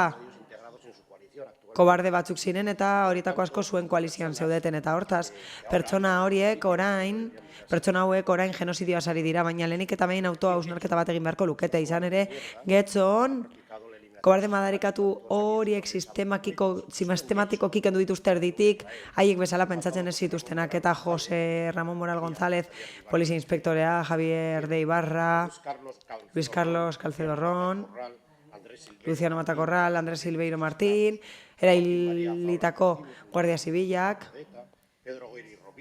Pedro Goiri Romera, Antonio Mesa Portilla, Polizia Komisarioa, Manuel Hernández, Armeria Javea, Domingo Javier García González, Ingeniaria Industrial bat, Moisés Cosme Herrero, Polizia Nazionaleko inspektorea, Jose Calvo de la Hoz, Eladio Rodríguez García, Polizia Nazionaleko subinspektorea, Fletxoso, Iberdrolako langilea, Carlos Pérez Acosta, Guardia Zibila, Breton, Guardia Zibila, eta Bidon Korbit, Audientzia Provintzialeko magistratua. Era berean, genozida hauek, 8 bomba jarri zituzten gure udalerrian, 2000 urteko uztailean, 2021ko urtarrilean, 2002 urteko apirilean, 2005ko beste hilabete batzuetan, 2008an, eta 2007ko azaroan. 8 bomba. Eta 3 bahiketa egin zizkieten gure herritarrei. Eta hori guztiak hil ziren. Eta hori guztia lotuta dago enpresa buruei egindako txantajearekin. Eta 250.000 pertsona joan zirela kalkulatzen zen, eta beste pertsona askok ihes egin zuten gure udalerritik. Gure herrian garbiketa etniko bat egin zen, garbiketa demografiko bat egin zen, eta noski horrek aldatu zituen hauteskunde erroldak. Beraz, genozidiei buruz hitz egin nahi baduzue, begiratu izpilura, eskatu barkamena egindakoagatik, egin autokritika, eskatu barkamena gaitzetsi atentatu guztiak, Getxon gertatu direnak, eta gero nahi baduzue Israeli buruz hitz egin dezakegu. Mila esker. Eskerrik asko. Ocio Andrea.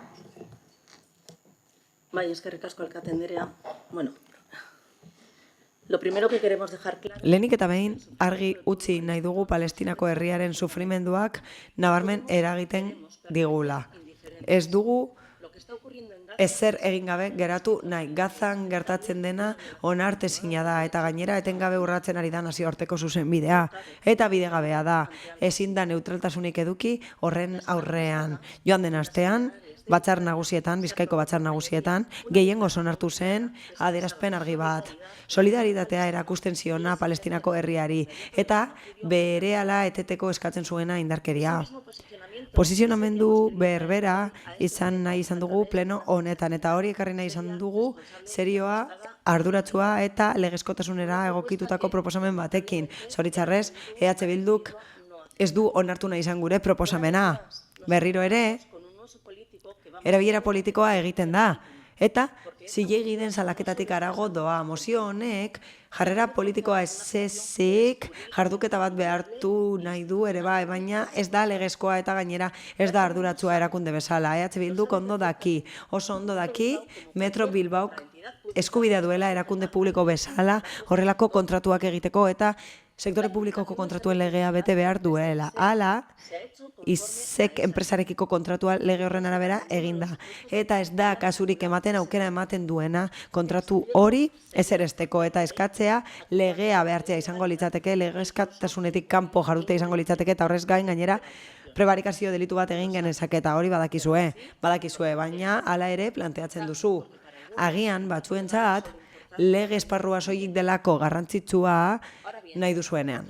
Hala eta guztiz ere, bigarren puntua ez onartzeak ez du esan nahi jarrera politiko argia ez dugunik. EAJaren posizionamendua irmoa eta inabardurarik gabekoa da. Gaitzesten dugu eraso militarra Israelen eskutik Gazan. Berehala eteteko eskatzen dugu indarkeria, etengabeko su-etena eskatzen dugu, eta bide humanitarioak irekitzeko eskatzen dugu asedio itzela jasaten ari den biztanleria babesteko, eta giza eskubideak babesteko eskatzen diogu Israeli.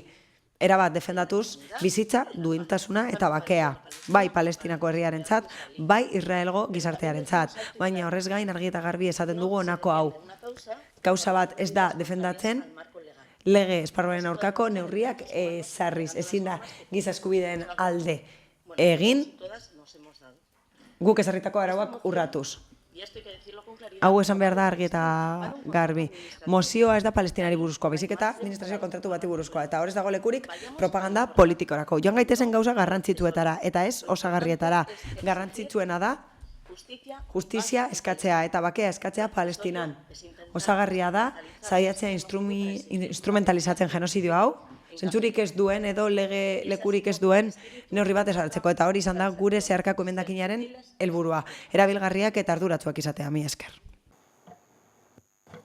Eskerrik asko, beste norbaitek, Rodríguez jauna. Bueno, la verdad es que me es difícil. Egia esan, zaila da zelako nausea eragin didan Alderdi Popularreko bozeramailearen hitzaldiak eta biktimen erabilerak genozidioa ez gaitzesteko. Horraino nire erantzuna ez duelako gehiago merezi. Bi aldiz entzun dut, prebarikatzeko eskatzen dugula. Nik uste dut, prebarikatzea izango litzatekeela hautagaien zerrenda baten ordena aldatzea bidegabea dela. Hori izan daiteke prebarikatzea, baina kontratu bat etetea ez da prebarikatzea. Ziur daudela moduak legean hori egiteko. Izan ere, oker egon naiteke, baina berriki, nik dakidala, Espainiako gobernuko Pedro Sánchez presidenteak esan du. Etengo dela bala erosketa bat Israelekin Guardia Zibilaren txat, hau da, Espainiako gobernuko presidenteak hori esan du, eta bideak egongo dira ziurazki hori egiteko. Hori pentsatu nahi dut. Alderdi Sozialistako bozeramaileak esan digu zer egin den Espainiako gobernuan, eta bai, Espainiako gobernua asko egiten ari da, ez dut ukatuko. Apur bat lehenago hasteko aukera ere izan zuen, baina ongi etorria izan dadila egiten duen guztia, baina Elkarrekin Podemosek egindako galdera oso argia da, eta udal honek zer? Zer egingo du udal honek? Udal honek izuna jarri dio gure alderdiari bandera bat egiteagatik Palestinaren alde. Eta udal honek zer? Hori da galdera. Erantzun bat nahi dugu. Horrez gain, EAJko bozeramaileak batzuetan ez da urrundu gehiegi beste hitzaldi batetik. Usaintxo bat da dio hitzaldi horri giza eskubidea konparatzea kontratazio arauekin benetan lotsagarria da, eta udal gobernu honek egitea itzela da, larria da. Badago kontu bat oso bitxia dena. Erabilera politikoa egitea leporatu zaigu, hemen ez dago erabilera politikorik.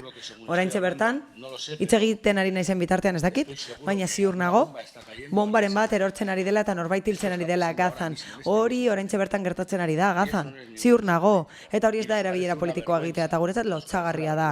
Lotsagarria da administrazio publiko batek, euskal enpresa publiko batek, hori kontuan hartu ez izan da kontratazio plegu bat abiarazterakoa. Lotsagarria da kontratatzea dirua eta dirua ematea enpresa bati, naiz eta Israelgo inteligentziak sortu duen, naiz eta zeharka den, eta guretzat lotsagarria da ere bai, aitzakia legalak ematea ezer ez egiteko. Lotsagarria da. Kontu ez da esatea soilik kritikatzen dugula genozidioa eta duela bi urte egin behar zela. Esan duten egin, baina orain ez da nahikoa esatearekin kritikatzen dugula genozidioa.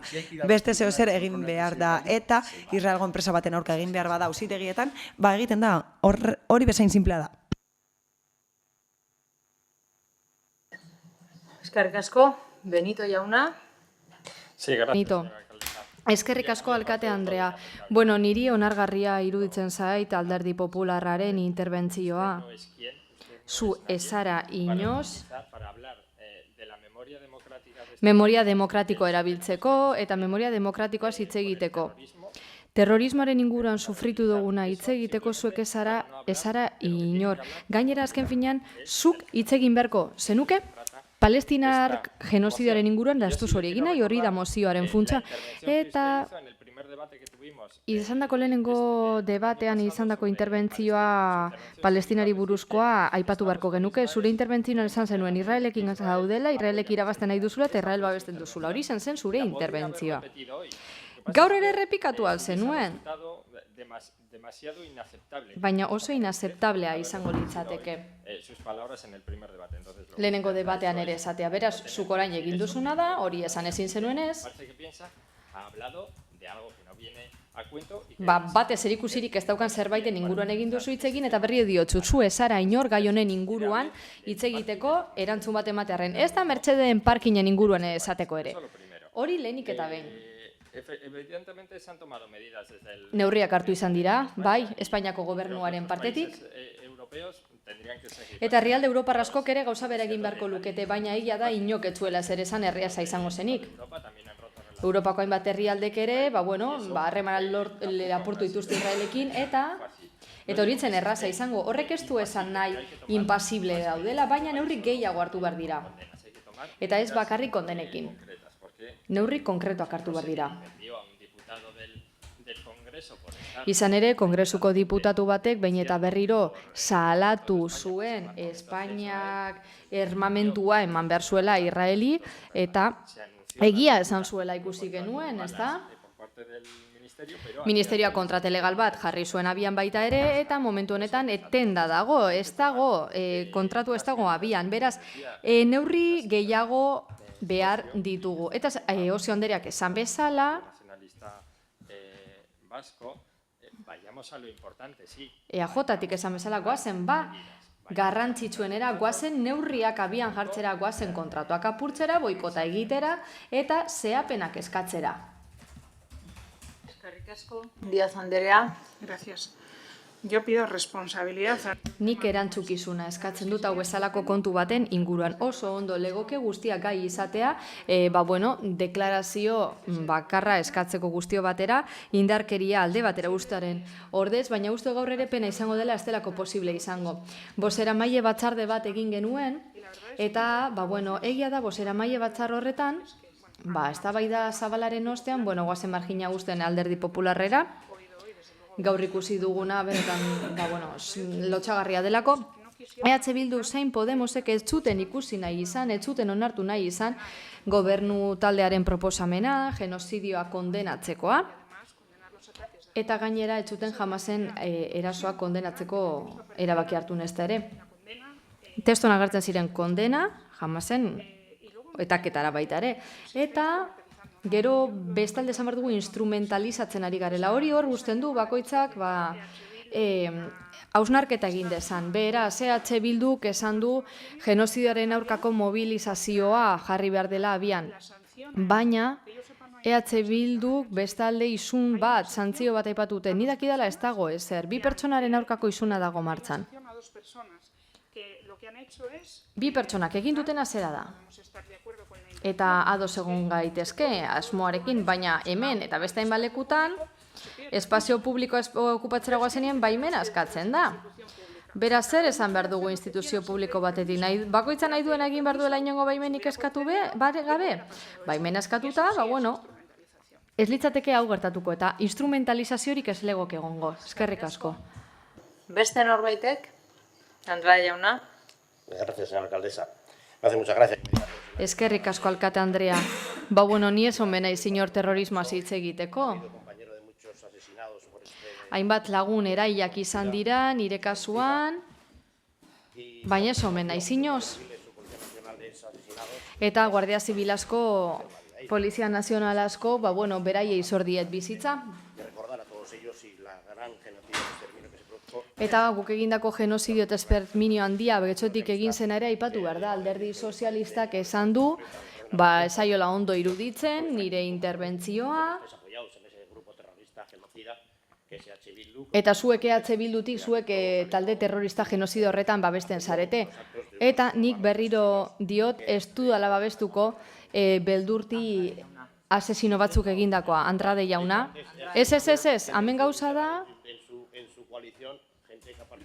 zure koalizioan jendea dagoela genozidioak egin dituena, eta Espainian orokorrean. Beraz, zure koalizioan badago jendea horrelakoa dena.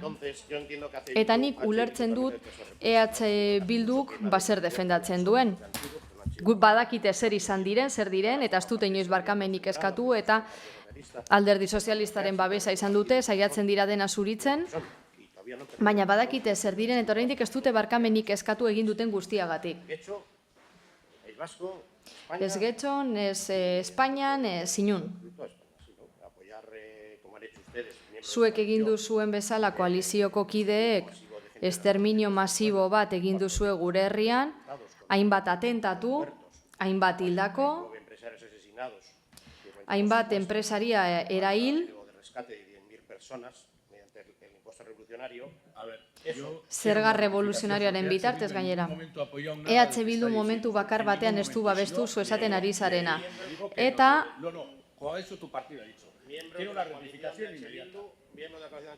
EH Bilduren hitzak entzun da terroristak izan dira. Benetan ausabundoa izan behar da horretan eskudatzeko genozidio batez ari garen horretan. Bai, eskau izan da genozidio bat, zuretzat normalena izan da, baina besteontza genozidio bat izan da. Amaitzutzat, utziko dugu amaitzen, besteak ere hitz egiten, besteai ere utzi diegu hitz egiten, utziko diogu amaitzen. Yo entiendo que a alguno le parezca mal que se lo recuerde. Nik ulertzen du batzueri itzaiela gustatzen gogoraraztea, baina genozidio egon zen. La eliminación sistemática de un grupo humano, que es lo que ha producido en el País Vasco y en el resto de España, por parte de otro grupo que no compartía lo que pensábamos unos. Querían imponer un criterio, no lo han conseguido con las armas. Bueno, armekin ez zutena lortu, oraindik aktibo mantendu dute, eta bueno, genozidio bat izan da, EH Bilduko hainbat pertsona egon dira etaren baitan, komando terroristaren baitan. Beraz nik ulertzen dut inori etzaiola gustatzen gertatutakoa, baina esan beharra zegoen.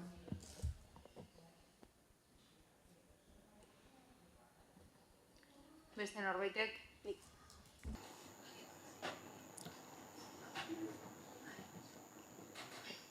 Alzio Andrea. Bueno, voy a centrar un poco en... Bueno, saiatuko naiz mozioa pixka bat zentratzen niri argi geratu zait, hau ez dela palestinarren sufrimenduaren kontu txala. Bestela transakzionala onartuko litzateken. Berriro diogu gure solidaritatea eskaintzen diogula eta kondena firme bat genozidioaren arira. Bizkaiko batzar nagusietan pasaren astean egin zen bezala, EH Bilduko bozeramailea galdetu digu ea udalego honek zer egin duen. Saiatu gara adierazpen instituzional bat martxan jartzen bozeramaile batzarraren arira, eta zer gertatu da beste behin ezin izan dugula eta zergatik zuek guztiek kontrako botoa eman zenuelako, eta oraindik gaur egun ere nire txanda da, oraindik ere herrialde honetan indarkeria guztia kondenatzen dira, eta Israelgo genozidioa kondenatu behar da. Baina gero Hamasen atentatua aipatzen denean, masakre hori ez da kondenatzen. Eta hori beste behin. Horrela ikusten dugu, mozio honetara iritsi garela akordio hori gabe. Eta zehapenei dagokienez argi utzi nahi dudana zera da. Alderdi sozialistako bozeramaileak esan bezala. Ez da zehatu kausa bat, baizik eta modu bat. Ez da zehatu alderdi politiko bat, baizik eta ekintza konkretu bat egin duten pertsonak. Espazio publikoa ezin da izan lientzo unilateral bat. Zilegi badirut ditere. Gaur bandera bat ezari gara, biharko simbolo bat izan behar da. Gatazka bat. Espazio publikoa denentzat da, eta hain zuzen ere horregatik dago araututa. Hemen ez gara funtsa kondenatzen ari, baizik idetza arauak ez errespetatzea. Eta kontu hau landu izan da gainerako beste gai batzuk bezalaxe. Mesua gora bera, eskerrik asko. Bueno, bozketara pasatuko gara beraz. Mozioaren aldeko bozkak, EH Bildukoak. Eta Elkarrekin Podemos. Kontrakoak, Partido Popularra, PS Euskadiko Ezkerra eta Eusko Alderdi Jeltzalekoak ditugu. Eta honez beste 76 garren puntura pasatuko ginateke. EH Bildu taldearen mozioa etxebizitza hutsak mobilizatzeko plangintza egin beharko lukeen lan taldea osatzeko proposamenari buruzkoa. Zeinek, Larrakotxe Andrea. Etxebizitza da edozein gizartetan pertsona orok behar duen baliabide materiala bizitza proiektu duin bat garatu ahal izateko. Bizitza duinaren oinarri izan da, nekez uler daiteke etxe bizitzan merkatu gai bat besterik ez balitz bezala izango tratamendua jasotzea. Baina hala da. Etxe bizitza merkatu basati baten menpe dago, ez pertsonen duintasunaren zerbitzuan. Jadanik 2015ko etxe bizitzaren Euskal Legean aurrerapen teorikoa egin zen zentzu honetan. Etxe bizitza eskubide subjektibo gisa izendatu baitzen. Zoritxarrez, lege hau ez da erabili ez da baliatu ere gure herritarrei etxe bizitza eskubidea bermatzeko. Orain arte agintean egondako alderdien borondate faltaren ondorioz. Eta egoera latza da. Hamarkada luzetan merkatu libreari utzi zaion ibilbide askeak, eta administrazio publikoak eukiduen inmobilismo eta ardura faltak eraman gaituzte egun bizi dugun egoera larrira. Getxo egoera honen isla argia da. Azken hamarkadatan ikusi dugu gazte belaunaldiek herritik alde egin behar izan dutela alokairua ordaindu ezinik. Getxok Euskal Herriko alokairu preziorik garestienetakoak dituelako. Etxetik alde egiteko batazbesteko adina 30 urtetara heltzen da, baina egun alokairua ordaintzearen ezintasuna ez da soilik gazteriara mugatzen. Adinez goragoko herritar ugarik izaten dituzte zailtasunak euren baldintza ekonomikoen araberako alokairuak topatzeko eta etxe bizitzaren gastuak ordaintzeko. Jakin badakigu alokairuan ere eskaintzarekin arazoa dagoela, baina arazo horren oinarrian espekulazioa dago, espekulazio eta merkatu kapitalista basatien eragina. Arazo larri baten aurrean inmobilismoa. Hori da udal gobernu honek eta bere aurrekoek hamarkada luze hauetan izan duten jarrera. Azken urteotan apo aitzakia bezala erabili izan da, honek etxe bizitzaren arazoa konponduko balu bezala, eta bitartean planik ez. Esperantza guztiak oraindik onartu ez den plan batean, baina arazoa orain daukagu, arazoa atzetik dator eta arrastaka daramagu. Beste batzuetan zailtasun teknikoak erabili dira aitzakia moduan, eta beste herrietako erreferentziarik ez zegoela. Bada azken aldian mugimenduak ikusten ari gara, batu gaitezen olatura. EH Bilduren ustez badago zer eginik, jadanik abiatu zen lanetik hasita adibidez.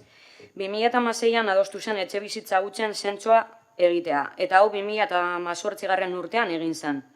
7 urte pasatu dira eta urte hauetan guztietan egoera orokorra asko aldatu da. Ziur gaude zentzu honen eguneraketak informazio berria emango ligukela.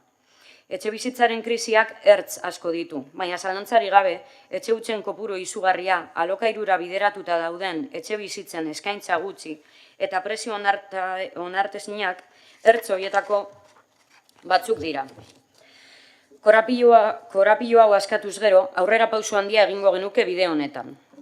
Aurretik esan bezala badira urteak marko legala daukagula etxe bizitzaren gaian esku hartzeko. Gaur proposatzen duguna horregatik ez da ezer berria. Legeek eskaintzen dizkiguten tresna eta bideak erabiltzea baizik. Erabili ditzagun eta gero egin dezagun balorazio bat, baina mugitu gaitezen, batu gaitezen etxe bizitza krisia konpontzeko ahaleginera. Krisia larria da, eta krisien larritasunaren aurrean alderdi politikook eta erakundeok arduraz jokatu behar dugu.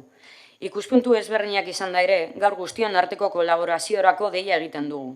Denon artean arazo hau konpontzeko proposamenak identifikatu ditzakegulako. Honengatik guztiagatik, honako akordio proposamena egiten diogu osoko bilkurari. Osoko bilkurak eskatzen dio udal gobernuari etxe bizitza hutsen zentzu eguneratua egin dezala. Prozedura horrek berme guztiak izan beharko ditu, eta hauek izan daitezke aintzat hartzeko neurriak edo urratsak. Behin zentzua edukita, hutsik dauden etxe bizitzak mobilizatzeko prozedura bat abiatu dezala. Honako urratsak aurre ikusita. Etxe bizitza hutsak identifikatzen direnean, udalak jabeekin harremanetan jartzeko prozedura ezartzea. Helburua izanik, udala bitarteko lanak egitea, jabeei laguntzeko etxe bizitza hutsak alokairuan merkaturatzea.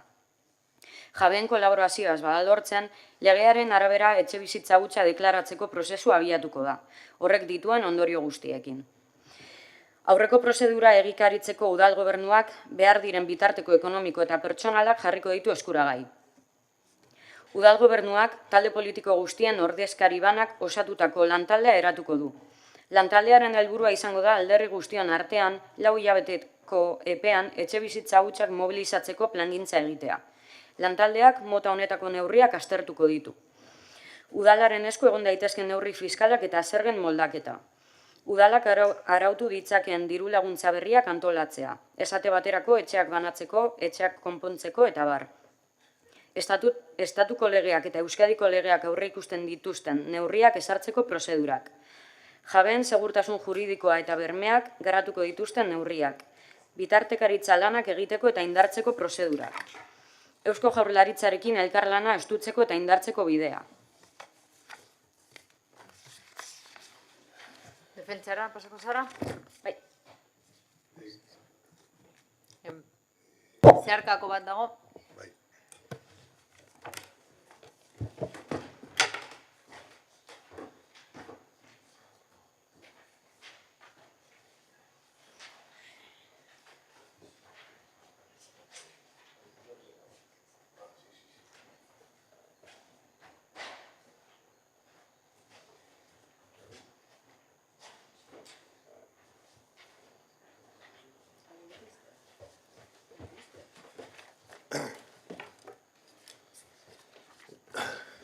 Bai. González jauna, irakurriko duzu, mesedez? Bai, voy a dar lectura a la enmienda transaccional. Emendakina irakurriko dute, Bilduk azken finean ekarritako emendakinaren harira, EAJ PNV eta Alderdi Sozialistatik proposatu dute honako transakzionala. EAJko osoko bilkurak adostu du udal gobernua kontutan izan da bederatzi hilabeteko epean azterlan bat egin beharko da etxebizitza hutsen harira eta egikaritza hori eginda udalak martxan jarriko du prozedura bat kontutan izateko zein den prozesuaren egoera eta horrela neurriak diseinatuko ditu udalak Eusko Jaurlaritzarekin batera zein beste administrazio batekin batera. Bestelako ekimen publikoen bitartez mugiarazteko utzik dauden etxebizitzak. Bestalde, erroldak eta bestelakoak kontutan hartuta, etxebizitza desabitatuen kasuan, Euskadiren etxebizitza legea hartuko da kontutan berme juridiko guztiekin. 4. Osoko bilkura konprometitzen da behar diren neurri guztiak martxan jartzeko bat eta bi akordioak abian jartzeko.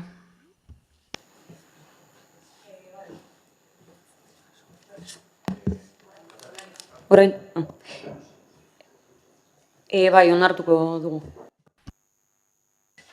Eskerrik asko, beraz, defentsara pasako zara.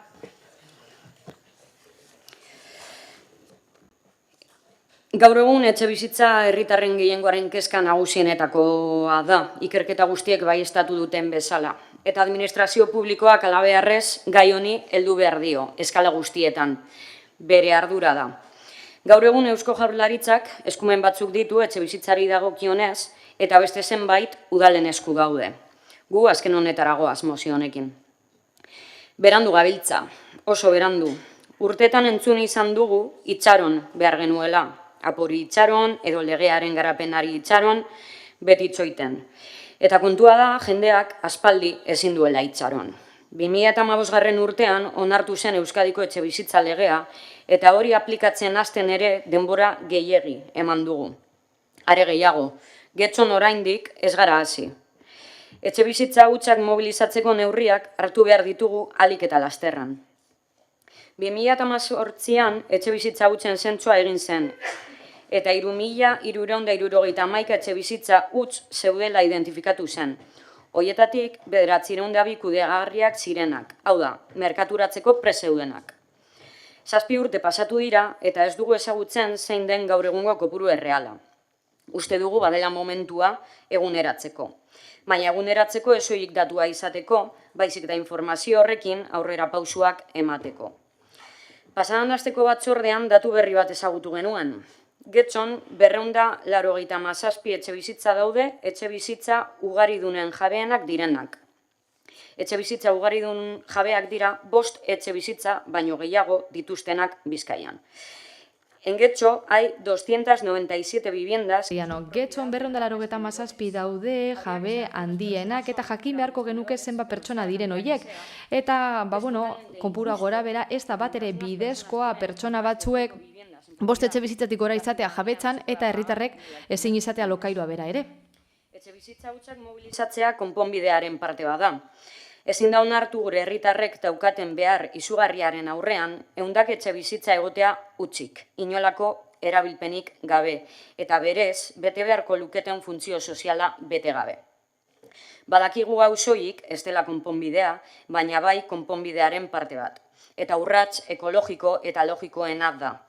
Etxebizitza berriak eraiki baino lehenago, bete ditzagun hutsik ditugun etxebizitzak. Lur naturalak kolonizatu aurretik erabili dezagun daukaguna.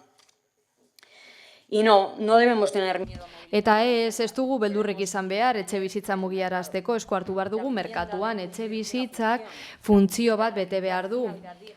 Bizitza duina bermatu pertsonei eta hori azken finean espekulazioaren aurkadoa eta etxebizitza gainera espekulazio bihurtu da. Gainera, merkatuko parte den bezalaxe arazoa izaten jarraituko du etxebizitza hutsak. Benito jauna. Sí, gracias, señora alcaldesa. Eskerrik asko, alkate Andrea. Bueno, badakigu 2019an egindako azterlanean kontabilizatu direla hainbat etxebizitza huts Getxon. 6 urte pasatu dira azterlan egin zenetik eta ulertzen dugu zifra hori asko mugitu dela. Bere garaitik, beraz ezinbesteko iruditzen zaigu datu hori eguneratzea eta jakitea zein den benetako zifra gaur egun. Zenbat etxebizitza dauden jakiteko. Besterik gabe helburu zehatz bat jartzeko, arazo bat daukagu etxebizitzara sarbidea izateri dagokionez eta arazoa ditugu baita ere Getxoko etxebizitza prezioei dagokionez, alokairuaren kasuan baita ere. Zoritzarrez, mozio honekin gobernu taldetik bi neurri baino ez dira planteatu. Emantzipaziorako laguntzak jada martxan daudenak eta aurrekontua ez da gastatzen urtero eta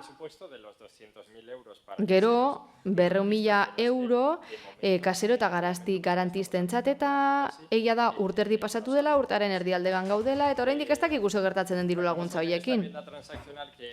Emendakin transakzional honetan, honetsi den honetan, egia esan, aurrerapenak daude. Txiki-txikiak, baina aurrera pausa dira. Zerak kezkatzen hau, epen kontuak. Izan ere, 9 hilabetetan azterlana egitea aipatu da,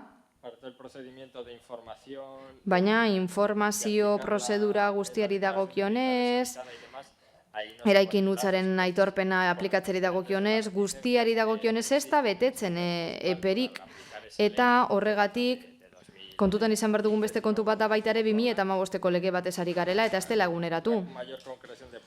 Beraz, epeak zehaztu beharko genituzke, eta hori positibo izango litzateke. Hortaz gain, inoz ez dugu lertu.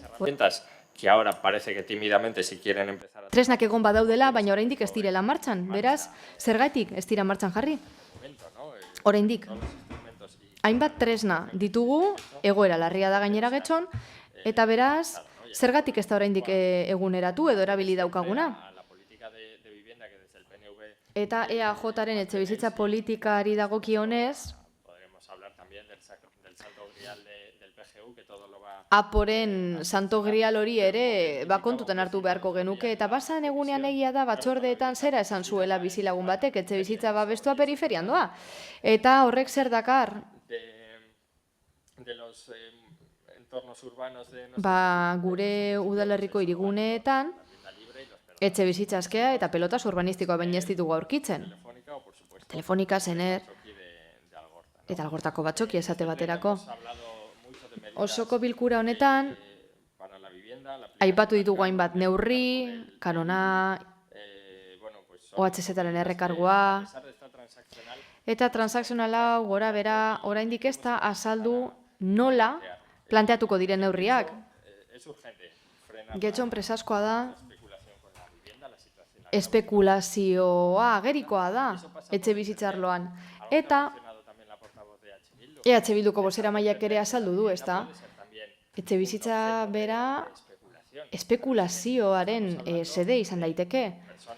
Badaude pertsona batzu, fizikoak zein juridikoak, etxebizitza hutsaren gastua ordaindu ezin dutenak. Beraz, transakzional honetan, aipatzen dugunean, pertsonei neurrien berri eman behar diegunean, pentsatu behar dugu diru laguntzak ematen ari garela, pertsona batzuei eta ekonomikoki beraiek ordain dezakete pisu huts bat izan dezakete. Kontutan hartuta, errentagarritasun altua daukala gaur egun etxebizitzen merkatua jabeentzat, behintzat gure herrialdean. Beraz, nik uste dut neurri gutxiago behar ditugula, informazio aldeetik, diru laguntza gehiago, alde batetik, baina kontutan hartu behar duguna dela neurri gehiago legearen arabera, legea betetzeko. Edo nola ere, aldeko botoa emango dugu, uste dugulako aurrera pausoak egon direla transakzionalari esker, baina ambiziosoagoak izan behar dugu eta aldaketa markatuagoak egin. Eskerrik asko. Beste norbaitek, Díaz Andrea. Bueno, desde el PSE miramos y vivimos con preocupación la situación del acceso a la vivienda en Getxo, especialmente para jóvenes, para familias en situación de vulnerabilidad, que está siendo dramático y así lo vivimos en los servicios sociales, pero también para tantas y tantos vecinos con diferentes situaciones y necesidades que ven pues, como una necesidad básica, que es tener un techo, pues, se convierte a menudo en un obstáculo de carácter insalvable desde el punto de vista económico. Si compartimos que la vivienda no puede ser un derecho... Ados gaude, etxebizitza ez dela luxu bat izan behar, baizik eta benetako eskubide bat izan ere, etxebizitzarako sarbiderik gabe ez dago bizitza proiektu posiblerik. Arazo hau ez da Getxora mugatzen, ez da Euskadira mugatzen, baizik eta herrialde osoko arazo bat. Orain, ez da arazoa soilik zaurgarritasun egoeran daudenentzat. Gizarte izaera zabalagoa du eta orain ostatu larrialdiko egoera batean gaudela esan dezakegu. Etxebizitzak falta dira eskaria asetzeko. Eta mozioaren diagnostikoa zuzena da, alokairuaren prezioak Getxon oso altuak dira, eskaintza publikoa ez da nahikoa. Etxebizitzak utzik daude eta ondo kudeatu behar dira eta ados gaude gehiago jardun behar dela eta zer gehiago egin behar dela, esfortzu asko egiten ari dira, baina gehiago egin behar dira eta uste dugu hori egin dezakegula eta denok egon gaitezkera ados beharrezkoa delako, baina egin nahi dugu eraginkortasunez, segurtasun juridikoarekin eta erakunde ziurtasunarekin. Zentzu horretan, badago lege bat, etxebizitzaren eremukoa da eta Euskadikoa da eta 10 urte beteko ditu laster eta duela urte asko aitortzen du etxebizitzarako eskubidea eta baliabideak artikulatzen ditu mugiarazteko eta etxebizitza bat utzik dagoela adieraz daitekeela esaten du, baldin eta 2 urtez utzik badago justifikatutako kausarik gabe eta horrela errekargu fiskalak ezar daitezke eta egoera batzuetan behar daiteke jabea mugiaraztera, beti ere administrazio prozedura errespetatuz eta justifikatutako motivazioarekin eta Euskal Legeak gainera diagnostiko teknikoa eskatzen du aurretiaz eta benetako komunikazioa eskatzen du jabeekin eta guk gaur egun konpromisoa dugu hori egiteko eta oso ondo dago adostasuna egotea eta beste batzuetan tratatu dugun bezala etxebizitzarako eskubide legea onartu zen 23an eta hor udalerrien gaitasuna handitzen da utzik dauden etxebizitzen gainean jarduteko. Horrez gain, inposizioak ezartzen dira, baina ez dira eskumen berriak ematen udalerrien eremuan gure autonomia erkidegoko legetik harago, baina errekarguak aplika daitezke OHZ-etan eta beste zerga batzuetan, baina udalerri bakoitzari dagokio hori egitea eta foru araua daukagu hori arautzeko eta hori zehazteko. Gainera, gune tentsiodunak ezar daitezke, baina beti ere autonomia erkidegoekin elkarlanean. Une honetan ez dago egoera hori Getxon, izan ere neurketa unitate txikiena barrutia da eta 3 barrutietan Getxon orain ez dire baldintzak betetzen naiz eta badakigun kale batzuetan eta gune batzuetan betetzen diren. Beraz, tresna horiek hor daude, baina aktibatu behar dira modu zuzenean eta urratsez urrats beste erakunde batzuekin elkarlanean eta beti ere gure errealitatera egokituz. Printzipioz, bai, gune tentsioduntzat ardaiteke etorkizunean, momentuz ezin dugu hori egin, baina Eusko Jaurlaritzako etxebizitza sailetik Deniz Itxaso sailburuak udalerriarekin batera lan egiten du neurri garrantzitsuekin, adibidez, etxebizitza asko, babestutako etxebizitza asko mugiaraziko dira eta bizigune programa mugiaraziko da, utzik dauden etxebizitzak mugiarazteko eta pentsatu behar dugu hori nola landu gure udalerrian eta pentsatu behar dugu zer neurri jarri gainera alokabideren babeseko alokairu promozio berriak egin behar dira eta aste honetan Iturribarriko aurkeztu da eta alokairurako etxebizitzak eman behar zaizkiek gaztei eta horiek azpimarratu behar dira. Nola ez? Babeseko etxebizitzak sustatu behar dira eta guretzat hori da eraginkorrena.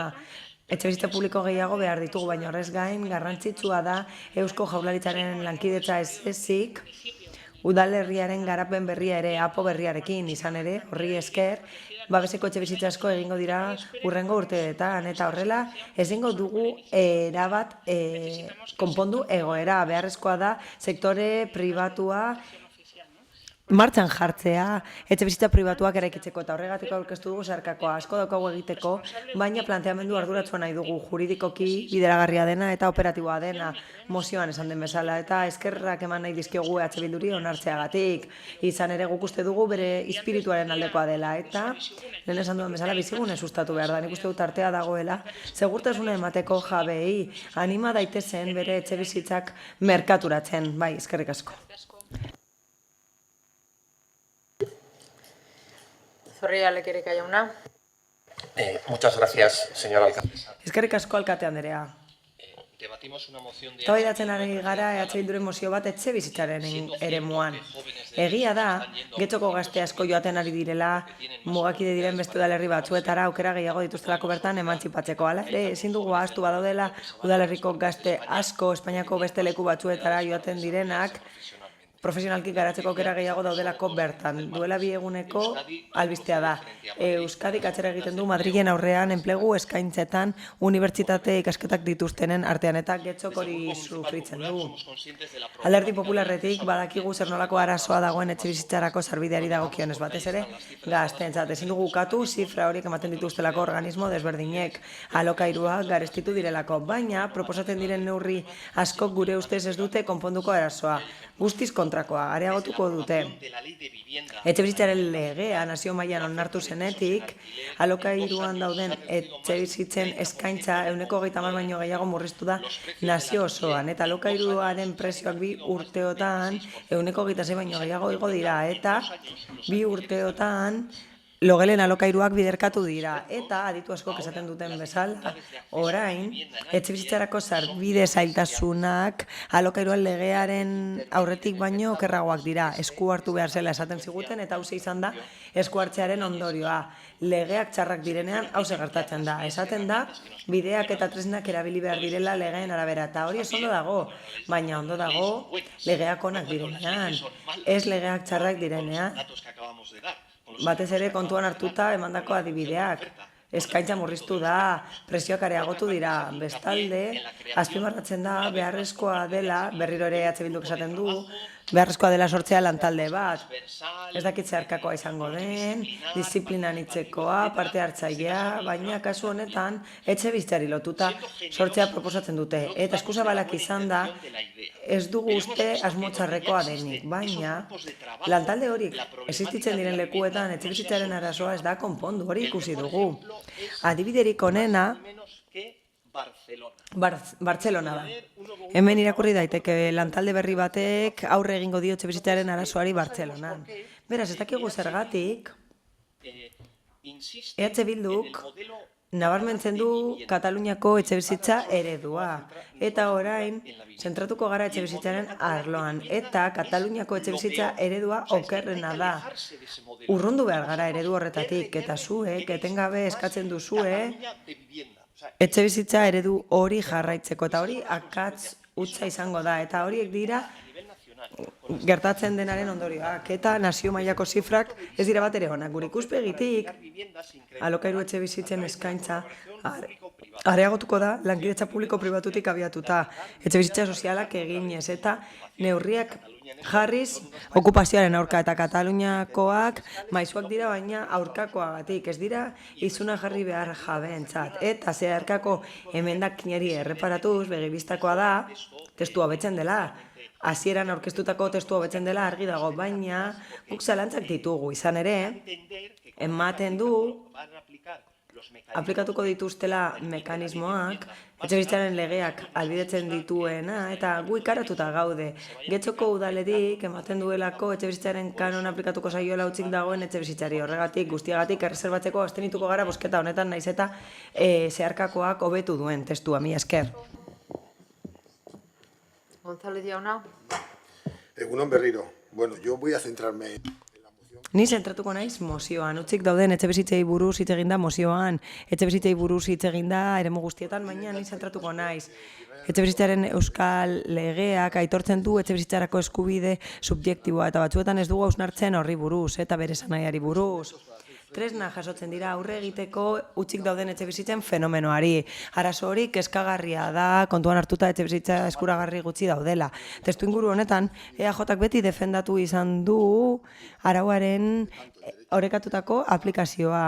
Jabetza pribaturako eskubidea eta funtzio soziala uztartzen dituenak eta kontuan hartzen dituena involuntarioak ez diren kausa guztiak eta bestelako kausa batzuetan ez direlako nahita usten etxebizitza horiek. Modu aldarkorragoan interpretatu du legea EH Bilduk. EAJaren ustez, horrela aukera dago urratzeko funtsezko eskubide batzuk eta ondorio kaltegarriak sortzeko. EAJaren ikuspegitik bere bizikoa da aplikatzea legea ezagutzarekin eta gizarte testuingurua eta ekonomia testuingurua ezagutuz. Hala, etxebizitza bat utzik egotea denbora batez ezin da automatikaki interpretatu espekulazio-txat edo etxebizitzaren erretentzio-txat. Izan ere gauza asko daude, zilegi direnak eta higiezin bat ez okupatzea azaltzen dutenak, enbargoak, erentziak, prozesu judizialak, behartutako emigrazioa, bizigarritasun egoerarik eza, eta kasu askotan horiek ezin dira konpondu titularrek baliabide ekonomikorik ez dutelako. Horregatik guztiagatik Eusko Jaurlaritzak identifikatzeko banakako mekanismoak ezarri ditu. PSeko bozeramaileak gogorarazi duen bezala, horretarako administrazio prozedura garantista bat ezarri da. Desberdintzeko zeintzuk diren zea daitezkeen kasuak eta bestelako kasuak zeinetan justifikatutako arrazoiak dauden. Hala eta guztiz ere, EH Bilduk orain arte defendatu du beharrezkoa zela irmotasun handiagoarekin ezartzea isun edo zigor neurriak eta aldi baterako desjabetzeak defendatu ditu, baina egin den kasuetan ondorioak edo emaitzak ez dira oso onak izan eta gogorarazi nahi dut legea 2015koa dela eta 2025an gaudela. Beraz, aztertzen badugu non aplikatu den eta zeintzuk izan diren emaitzak, uste dut beste batzuetan esan dugun bezala egoera hori izan da. Hala, tresna horiek existitzen dira lege esparruaren barruan, baina EAJak defendatzen du zuhurtziaz aplikatu behar direla, eta ez direla erabili behar presio politiko, soziala edo ekonomikoa egiteko. Izan ere horrek iga daiteke herritarren konfiantza, inseguritate juridikoa sor dezake eta eragotz dezake merkaturatzea etxebizitzak. EAJarentzat lehentasuna da eskaintza publikoa areagotzea, baita pribatua ere alokairu araubidean, irisgarri izango dena eta hori lankidetza ezarriz jabetzarekin pizgarriak emanez eta parke publikoa handituz. Zentzu horretan, utzik dauden etxebizitzen errolda erabiltzea diagnostikorako erabili behar da. Ez automatikoki esku hartzeko modu orokorrean, horregatik guztiagatik, eztabaidatu nahi dugu jabeekin, laguntza teknikoa emango dugu eta esku hartzea egingo dugu erakunde mailan etxebizitza horiek berreskuratzeko eta mugiarazteko. Laburbilduz, EAJaren ikuspegia hori da. Etxebizitzaren legearen aplikazioaren aurrean hori da gure ikuspegia eta guk errespetatzen dugu kasu bakoitzaren konplexutasuna eta konponbidea bilatu nahi ditugu, baina modu zentzudun batean, mila esker. Norbaitek bozketara pasatuko gara orduan. Mozioaren aldeko bozkak. Elkarrekin Podemos, PSE Euskadiko Ezkerra, EH Bildu eta Eusko Alderdi Jeltzalea.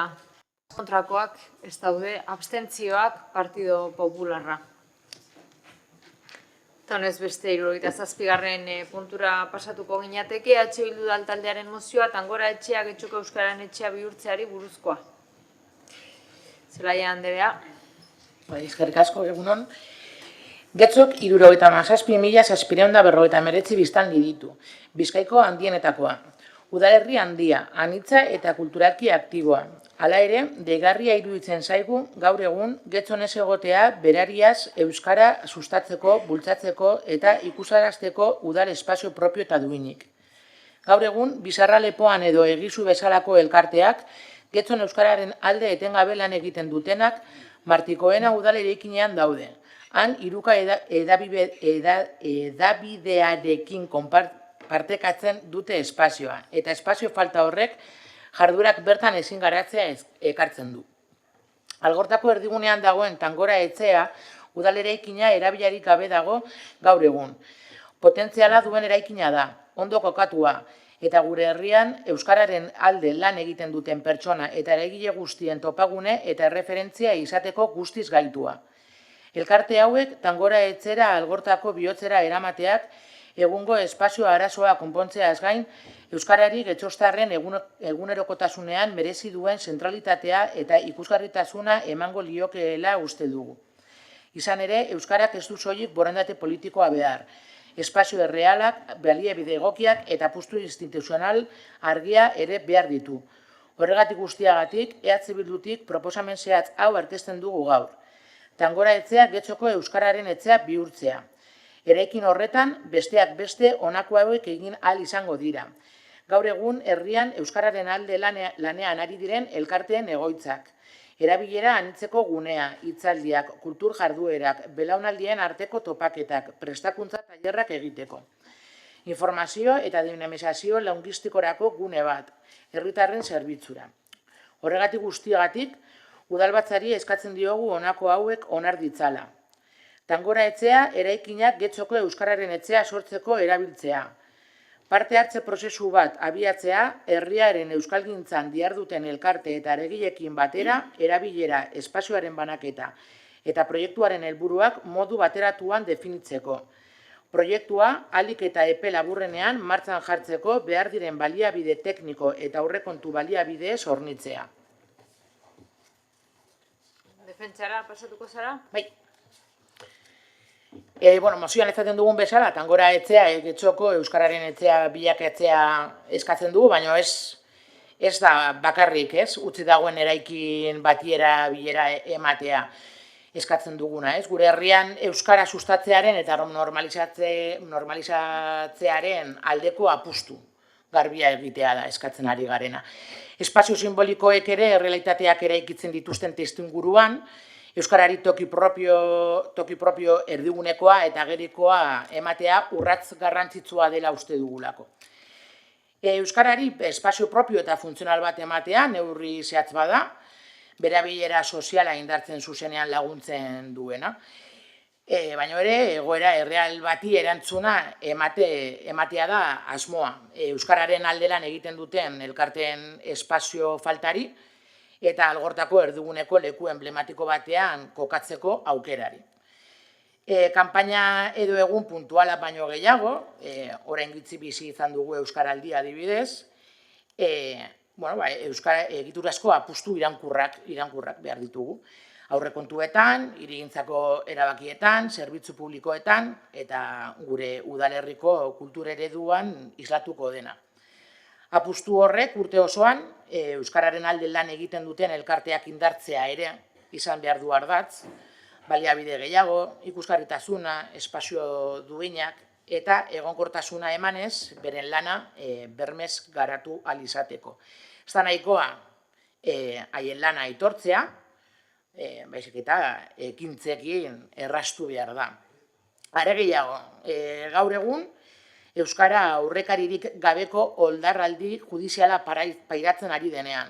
Hain zuzen ere, orain egon behar dugu erakundeok parean, herritarrek euskaraz bizitzeko duten eskubideak defendatzen, eta horretarako beharrezko baldintzak sortzen. Proposamena hau beraz aukera bat da diskurtsoetan eta adierazpenetan hainbestetan adierazten diren konpromisoak gertaera zehatz bihurtzeko.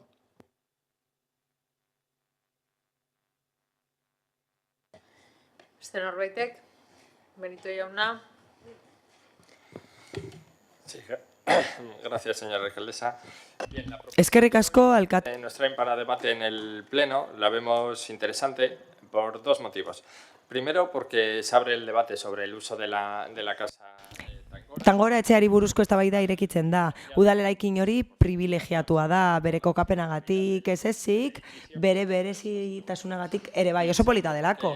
Eta bigarrenik, esan beharra dago, osoko bilkura honetara eta udalerri honetara ekartzen direla proposamen berriak euskara sustatzeko gure udalerrian.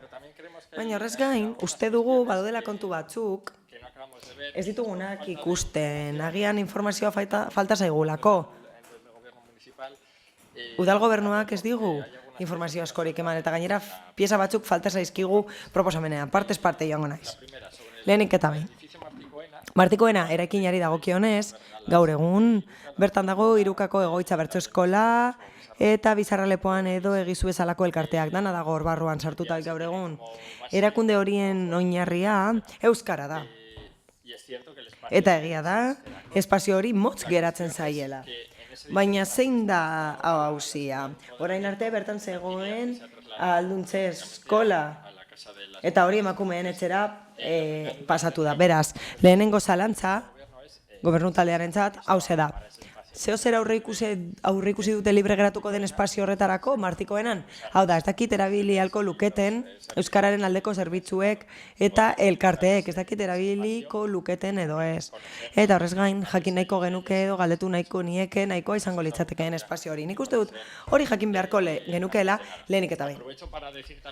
Aprobetxatuko dut esateko, eztabaidak daudenean, udalgaiei buruz aprobetxatzen dugula webguneko informazioa aztertzeko. Eta esan beharra dago, Martikoena eraikineko zerbitzuei dagokienez edo eraikinari buruz berez, informazio gutxi dagoela udal webgunean eta hori hobe daiteken zeo zer da. Badago beste kontu bat, aipatu nahiko nukeena. Proposamenean ez da udal euskaltegia aipatzen, eta faltan botatzen dugu egia da udal euskaltegiak helburu zehatza duela eta oso desberdina, baina ondo legoke, eta egoki izango litzateke gure ustez, balizko etorkizuneko euskararen etxean sartzea udal euskaltegia, euskalduntzearen alde lan egiten dutelako irmoki udal euskaltegian. Gainera, horrela aldi berean inplikatuko lirateke ikasleak etxe horretako jardueretan. Eta horrez gain, Tangora etxeari dagokionez, espazio ez da oso handia.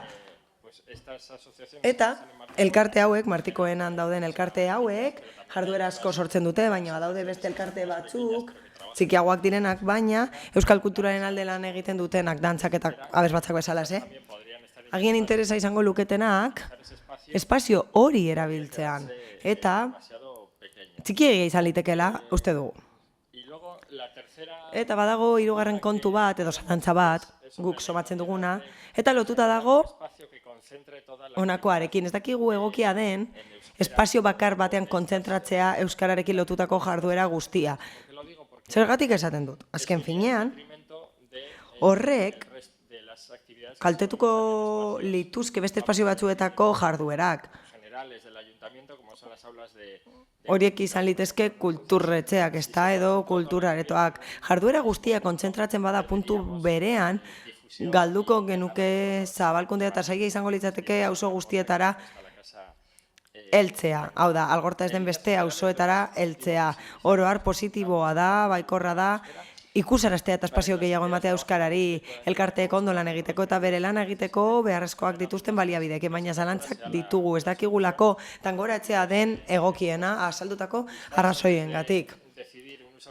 Agian erabilera zehatza esleitu aurretik, ondo legoke ezagutzea edo argitzea planteatutako zalantzak inplikatu halko bagenu udal euskaltegia zer gertatzen den Martikoenako espazio librearekin, eta Tangora etxea izango litzatekeen espazio nahikoa, bertan egin litekeen guztirako.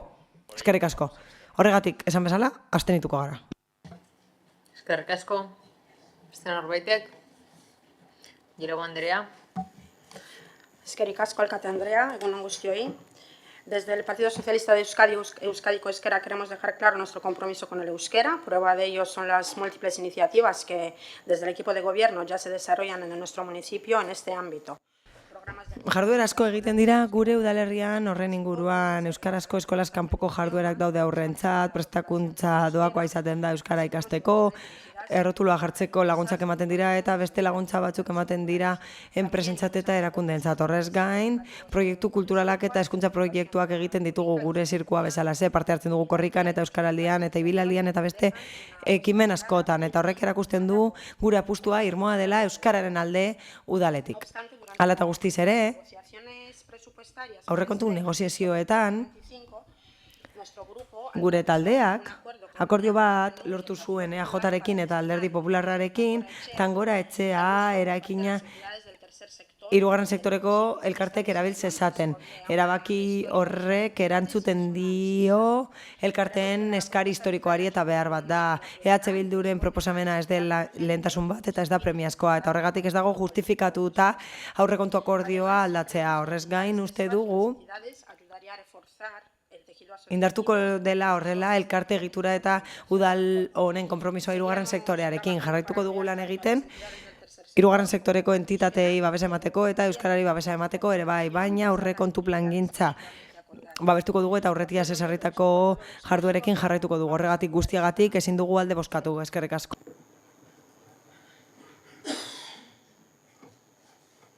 Eskerrik asko. Elorza jauna. Gracias otra vez, señor. Eskerrik asko berriro ere alkate anderea. Aurrekontu akordioa sinatu zuen gobernu taldeak Alderdi Popularrarekin eta bertan itundu zen eraikin hori lagatzea hirugarren sektoreko elkarteek erabiltzeko.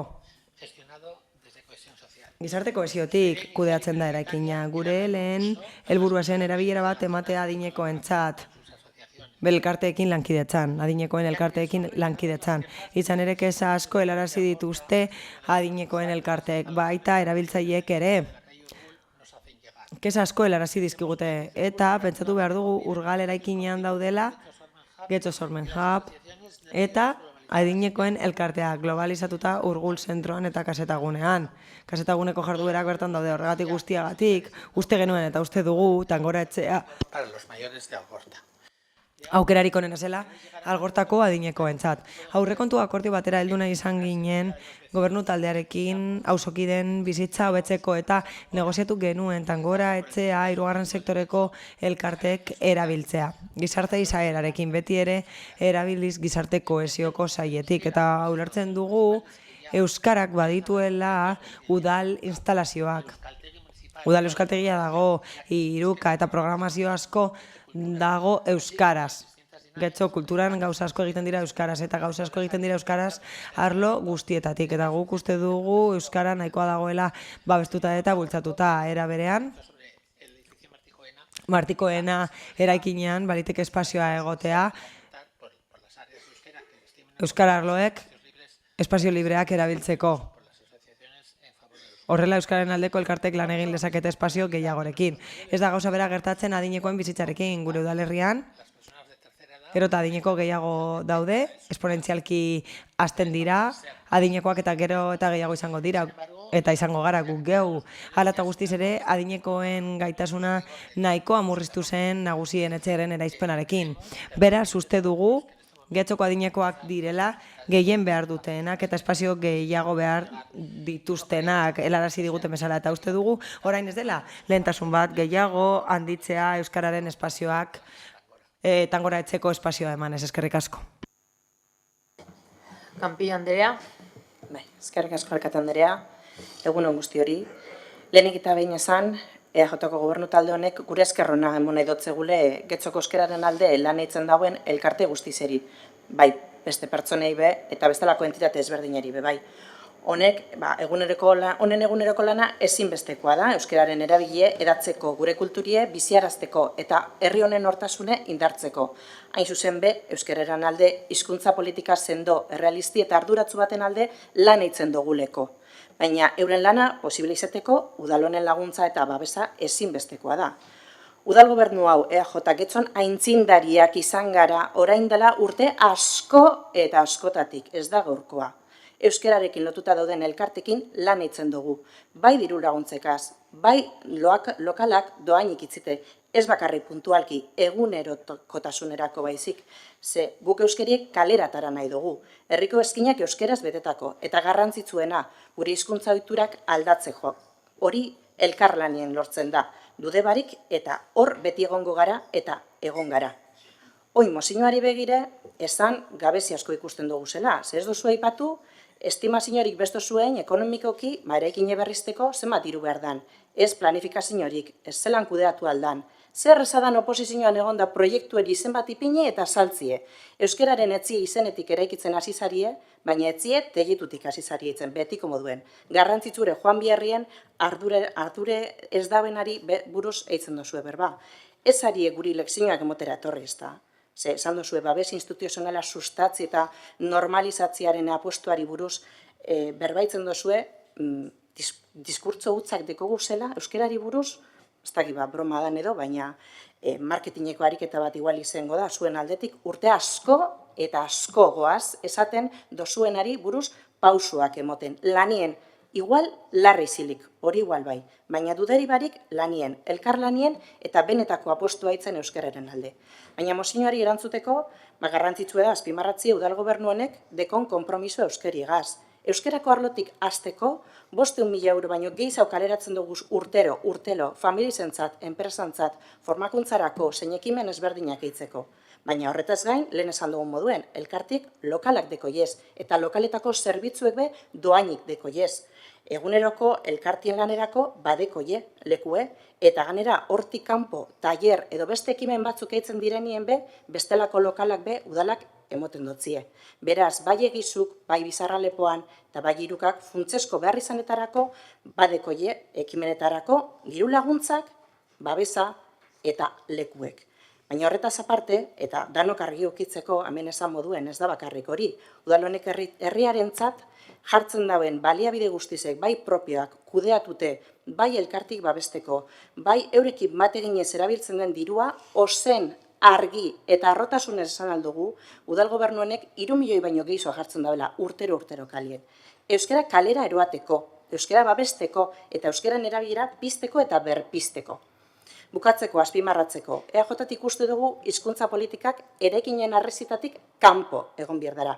Eraikinetatik kalera eroan behar dela euskara. Euskara kalien, etzien, lanien, eskoletan, kirolean, leku guztietan egon behar da. Komertzioetan, sare sozialetan, ludotekatan, kulturan, egunerotuko bizi zen egon bida. Horratik ez esango dutzegun mozioan eri, baina bai euskararen aldeko lanari, aurrekontu zehatz, ekimenak babestuz, eta lehen lerroan lan egitzen daben elkartekin, elkarlanean jarraiketuko duguleko. Eskerrik asko. Eskerrik asko, beste norbaitek, Zelai Andrea? Bai, bueno, guk ez dugu esan, alde batetik guk ez dugu esan, kalean edo hainbat auzo ezberdinetan edo espazio ezberdinetan egiten diren ekimenak edo jarduerak leku zehatz batera eramatea. Ez, guk esaten nahi duguna da, euskarak arnasguneak behar dituela, Getxoko udalerri baten are gehiago, arnasgune bat, nun euskaldunok eta euskararen militanteok elkartu daitezkeen, dinamikak sortu, eztabaidatu, gero guzti hori kalera atera izateko. Euskara azken finean komunitatea sortzen duelako eta komunitate horrek ere bai espazioak behar dituelako. Espazio horiko berena, badakigu zein dan, kalea, baina egun hori ez da errealitate bat. Eta errealitate hori lortzearen bidean, guk ez dugu benetako espazio estrategikoak behar dituela, benetako arnasgune estrategikoak behar dituela. Hori da... Barkatu momentu eten, ez da ari... A ber...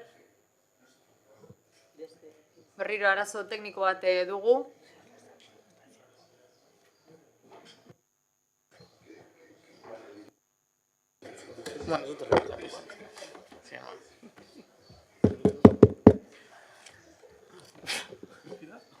Ezko horrelitzen. A ber, guain. Orain bai? A ber, saiatu. Bueno, ingo dut oso labur pentsiki bat. Bueno. Guk planteatu nahi genuen mozio honik intzan, euskarak arnasguneak behar dituela, euskara komunitatea sortzen duela, eta komunitate horrek espazioak behar dituela. Ez dugu esaten kalean egiteari ustea, ez dugu esaten egun elkarte horiek udalarekin eta beste erakundeekin, bai euskaltegiarekin egiten dituzten edo martzan jartzen dituzten ekimen horiek mugatzea espazio zehatz batetara, baizik eta euskararen militante horiek, komunitateaz guzti hori batzeko espazio bat, dinamikak, eztabaidak, jarduerak, martzan jarri alizateko, badakigulako kalea dala espazio hori koberena, baina hortarako, egun ez denez errealitate bat, hortara ailegatzeko bidean espazio estrategikoak behar ditu eta arnasgune estrategikoak behar ditu euskarak. Eskerrik asko, beste norbaitek? Ez, bozketara pasatuko gara beraz. Aldeko bozkak, EH Bildu, kontrakoak, Partido Popularra, PSE Euskadiko Ezkerra eta Eusko Alderdi Jeltzalea, abstentzioak, Elkarrekin Podemos. Honez beste 78. puntura pasatuko ginateke, Elkarrekin Podemos udal taldearen mozioa, hiri kirol eta ludoteka udalekuei buruzko informazioa eskuratzeko eta izena emateko prozesua hobetzeari buruzkoa. Bien, gracias, señora alcaldesa. Eskerrik asko alkate anderea. Jarraian, mozioa irakurriko dut. Ludotekan ikastetxeetan egiten diren hiri udalekuetan eta Getxo Kirolak elkartearen udalekuetan adingabeak inskribatzeko informazio kanpaina handia da familientzat. Eta hainbat webgune, liburuska eta sare sozialetako kanaletan sakabanatuta geratzen da. Kontsultatu beharreko edukien artean hauek daude. Datak, ordutegiak, aisialdiko eta kiroleko eskaintza zein adinei zuzenduta dagoen, non egingo diren eta material propioa behar duten. Zozketaren eta izena emateko eguna eta prezioak. Zergatik ez eman udal baliabide horiei buruzko informazioa modu bateratuan? Mozio honen bidez, udalak bere osotasunean ematen duen zerbitzua hobetzea proposatu nahi dugu, eta Getxoko familiei zerbitzua erabiltzeko aukera erraztea, adibidez, eskaintzen diren aukera guztiak begiratu batean ezagutu ditzaten. Todas las opciones que se ofertan. Además, Gainera, izena emateko prozesua errazten jarraitzeko webgune bakar bat prestatzea proposatzen dugu. Familiek gustukoen udalekuak aukera ditzaten. Hala, errazago eskuratuko litzateke informazioa eta izena emateko prozesua. Bestalde, komenigarritzat jotzen dugu ikastaro bakoitzerako jarduera motei, taldeen tamainari, erabiliko diren toki eta barri buruzko informazioa hobetzea. Gainera, familiak inplikatu ahal izango dira, eskainitako modalitate guztietan aldez aurreko bilerak eginez, besteak beste. Azkenik eskatzen dugu lanean jarrai dadila eskainitako plazak gehitzeko, ahalik eta getxotar familia gehienek erabil eta goza dezaten zerbitzu publiko erabilgarri eta positiboa, udalekoak esaterako. Aurreko guztiagatik, Getxoko udalaren osoko bilkurari erabaki proposamen hau bidali nahi diogu. Udalekuen eskaintza guztiei buruzko informazioa agiri eta edo euskarri digital bakar batean ematea modu bateratuan. Bi, izena emateko epeak bateratzea eta izena emateko metodo bateratu bat sortzea, telematikoa zein presentziala. Eta metodo horretan familiek aukera desberdinen artean aukeratu ahal izatea eta lehentasunezko orden bidez egin ahal izatea. Familia izena eman aurretik jarduera motei, ordutegiei, ratioi eta taldeen tamainari buruz ematen zaien informazioa betzea eta bateratzea eta familiak ere inplikatzea hasi aurretik. Plazen eskaintza handitzen jarraitzea, familia gehiago udalekuen zerbitzu publiko erabili ahal izan dezaten. Zerkako bat dago? Bai.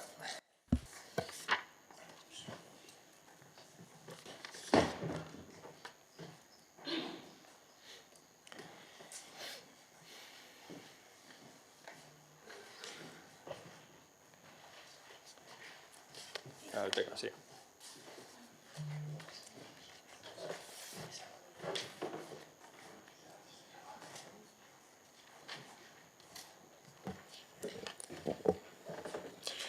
El Ayuntamiento de Getxo unificará el acceso a la información. Bai, irakurketara pasa mesedez. El Ayuntamiento de Getxo unificará el acceso a la Getxoko udalak unifikatu egingo du informazioa udalerrian egingo diren hiri kolonien arabera egoki diren bideetatik. Sarbide espezifikoa jarriko da udal webgunean eta Getxo Berrin hala lan egingo dugu unifikatzeko eta simplifikatzeko izena emateko izipideak. Bai, onartzen duzu? Sí, aceptamos. Aurrera ba. Vale, gracias de nuevo. Eskerrik asko berriro ere, hala da bai onartzen dugu zeharkako emendakin hau. Goiz osoan zehar ikusi dugu, iritzia trukatzeko aukera izan dugula, eta azkenean testu honetara iritsi gara. Iruditzen zaigu, oso ondo estaltzen duela, bai geneukan intentzioa zein udal gobernutik geneukana zerbitzua hobetzeko. Gure partetik, gainera, bi bertiente nagusiak estaltzen ditu, ezta, aste batetik informazioaren kontua hobetzeko, eta bestetik kudeaketarena nola, hobetu eta erraztu dezakegu kudeaketa hori. Hala eta guztiz ere, interbentzioarekin jarraituko dut, nolabait eszenifikatzeko egoera. Uda guztietan bezalaxe, udala, koloniak antolatzen ari da, baina familia getxostarrak baita ere. Eta kudeaketa hori ez da gutxi, lehengo irtenbidea bilatu behar dira, gero A, B, C aukerak planteatu, batzuetan plaza nahikoa ez dagoelako, itxaron behar dagoelako, eta bazpenei itxaron behar zaielako, itxaron zerrenda daukagun ala ez ikusteko. Testu inguru horretan, nire udaltaldetik, Elkarrekin Podemosetik kontsideratu dugu, errepaso bat egin behar dugula kolonia eskaintzei dagokienez datorren urteetara begira. Eta hemen aipatzen nuen esate baterako bere garaian komentatu zena, ez da, kolonien kontrataziorako pleguak aurten berritu behar dira, eta beraz, aukera polita litzateke ikuspegi horretatik. Hori bai, udalaren ikuspegitik behar bada intuitiboa eman dezake, edo simplea. Hiruarea daude, kolonia zerbitzuak eskain ditzaketenak eta lehen modua aislatuan eskaintzen zen, baina familia kontutan hartzen baditugu, hau benetan komplikatua da. Eta ez jakintasun handia, nahasmen handia sortzen du momentu honetan 3 kolonia tipo ditugu, eta familiek hause jasotzen dute, ezta? Mentxe ditugu 3 panfletoak, eta hau udalerri mailan bakarrik, gero eskaintza pribatua ere badaukagu, beraz, proposamena simplea, logikoa zen, beraz, instituzio bat bada, gero erakunde autonomoa daude bai, eta hauek batu litza laitezke, bakar batean hori zeda lehenengo kontua. Instituzio bat, zerbitzu bat folletu bakarra, edo prozesu bateratu bakarra. Izan ere, jendeak ezagutzen duena da, udala, eta punto, ez da geratzen pentsatzen bata getxo kirolakena den, edo dena delakoa. Hori gure ateetatik aratago ez da ondo ulertzen eta esan bezala konfusioa sortzen du. Bestalde, badago beste abantaila badelakoa ere bai, ez da, eraginkortasunari eta kudaketari dagokionez.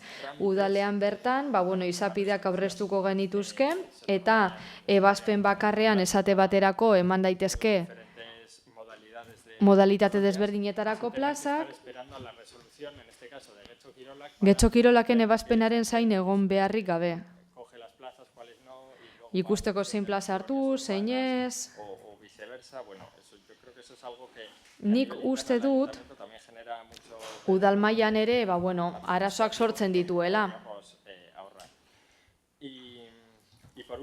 Eta bukatzeko, ikusi dugu beharrezkoa litzatekela informazio gehiago eskaintzea panfleto hauetan, ez da behintzat gaur egun baino informazio gehiago ematea, eta ala ez bakarrik ordutegia eta adina agertzea, esate baterako Getxo kirolaken kasuan badakigu zer eskaintzen den, baina zehazki zein jarduera mota eskaintzen dira, esate baterako beste toki batzuetan ordutegiak eta zehazten dira.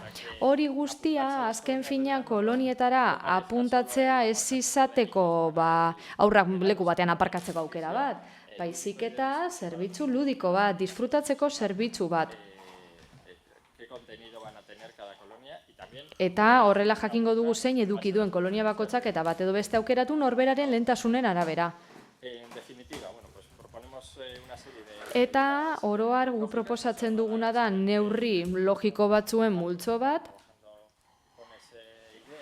ideia horrekin lanean ari gara, eta horregatik zeharkakoa onartu dugu, eta hasiko gara eraldeketarekin zerbitzu hobetzeko. Eskerrik asko. Beste norbaitek? Ez, Girago Andrea? Eskerrik asko. Guk ere irisgarritasuna hobetu nahi dugu, familia hauentzat plaza publikoa ditugu alde batetik, eta gero erakunde pribatuenak bestetik, sozialak, kulturalak, zein deportiboak udalarekin batera. Hori bai. Uste dugu informazio pizka bat eman behar dugula. Aklarazio garrantzitsu batzuk kontutan hartu behar ditugu. Erabakiak hartzeko ezinbestekoak direnak. Ez da, honen inguruan aritzen garen lehen aldia, diagnostiko bat eginda, baina ez da zehaztasun oso erakusten zein den gure realitatea, hau da, ez dago eskaintza zatitu bakarra. Sare askotariko eta artikulatua daukagu. Arlo municipal desberdinak barne hartzen dituen agetxo, kirolak, ludoteka, euskara, erakunde, irabaz asmorik gabeko erakundekiko kolaborazioa, eta gero diru laguntzak, lizitazioak, eta bar, egungo eredua dispersoa da beraz, baina ondo erantzuten dio gure anistasunari. Interesei eta adibidez gainerako horregatik, udalak berak antolatzen duen eskaintza bat dago, eta gero badago beste bat, eta hor laguntza ematen dugu horregatik hain zuzen ere, bantolatzaile desberdina daude, kudeaketa eredu desberdinak, epe desberdinak, eta horrek zaildu egiten du, inskripzio metodo bakarra bideratzea. Oso garrantzitsua da esatea, udaletik eskainitako plaza kopurua eta kolaboratzek eskainitakoa 1007 plaza ingurukoa dela, eta zenbatzen baditugu instalazio deporte batatik eskainitakoak 4.600 baino gehiago dira. Baina ulertzen dugu ze interes suposatzen duen informazioa zentralizatzeak eta badakigu beti hobe daitekela. Bai komunikazioari dagokionez, bai bainerakoei familia komunikazio ona izan dezaten, eskaintzaren kudeaketan, eta horti dator proposamen transakzionala. Informazioa bateratzeko webgunean Getxo Berrin tartean eta bilatzen jarraitzeko eskaintza hobetzeko bidea. Horregatik guztiagatik, aldeko botoa emango dugu eta eskerrak eman edizkegu Elkarrekin Podemosi bere, disposizioagatik, mila esker. Beste norbaitek, Bildosora jauna.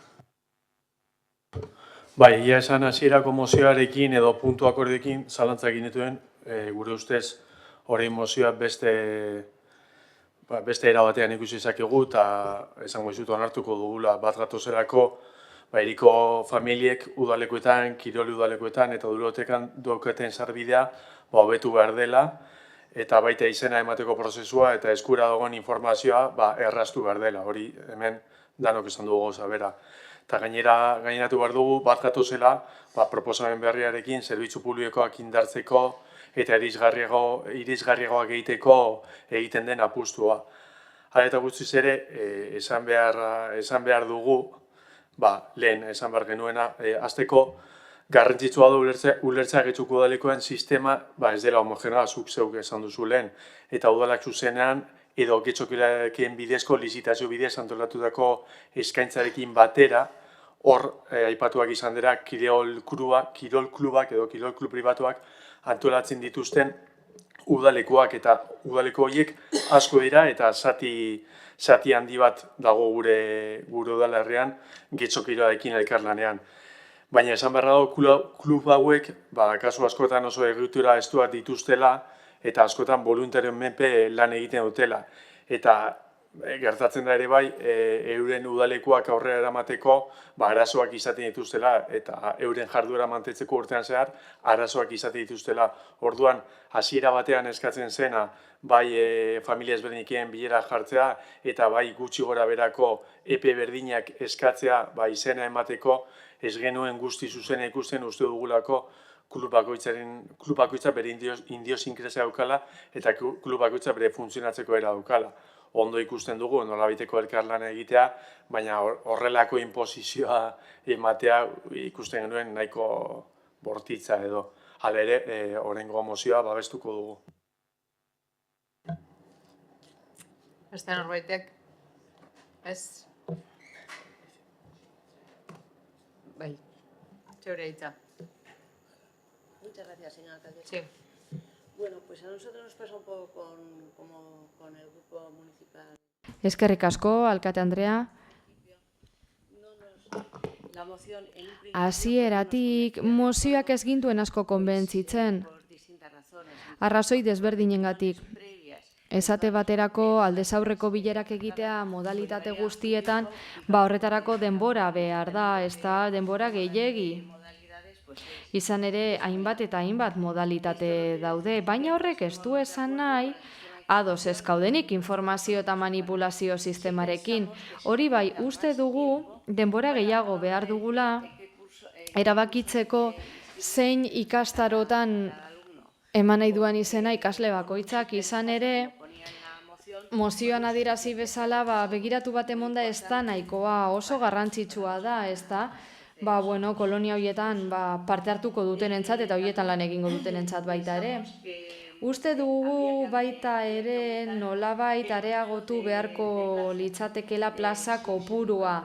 Bere sasoian gizarte kohesioan bai esan zen plaza gehiago daudela, baina behar bada oraindik ere gutxi dira. Eta pentsatzen dugu baita ere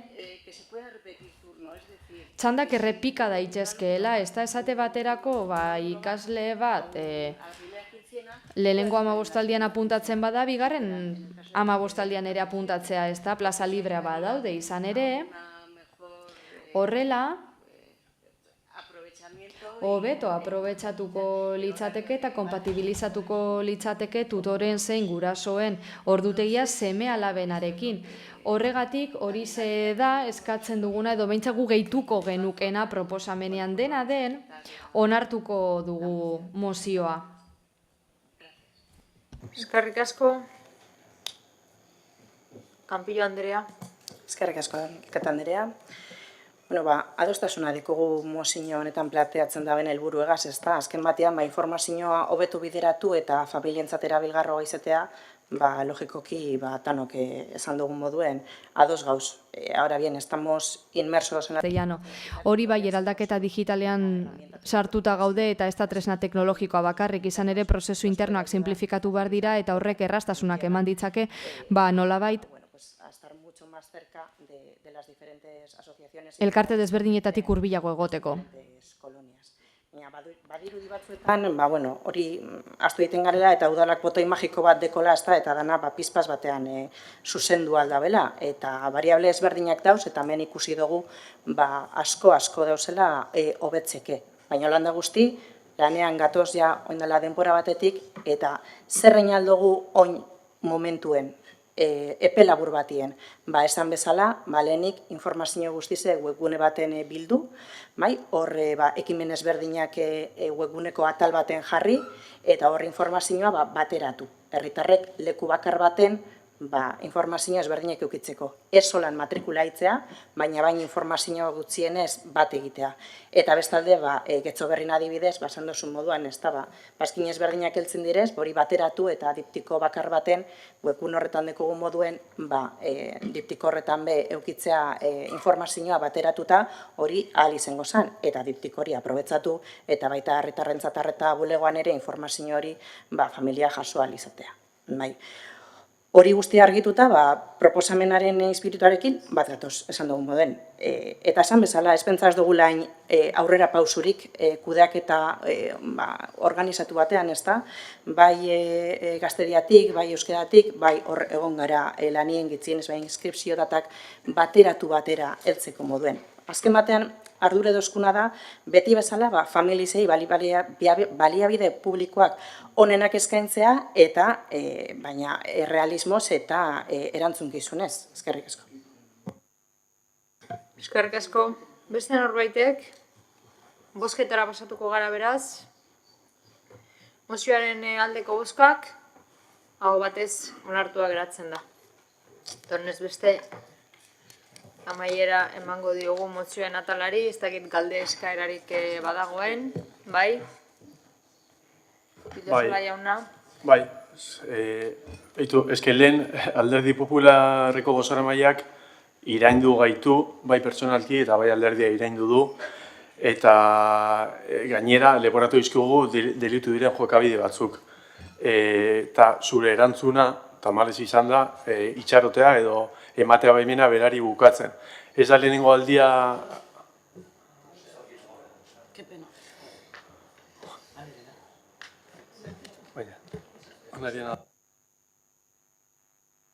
Beste mikrofono bat aukeratu zazu.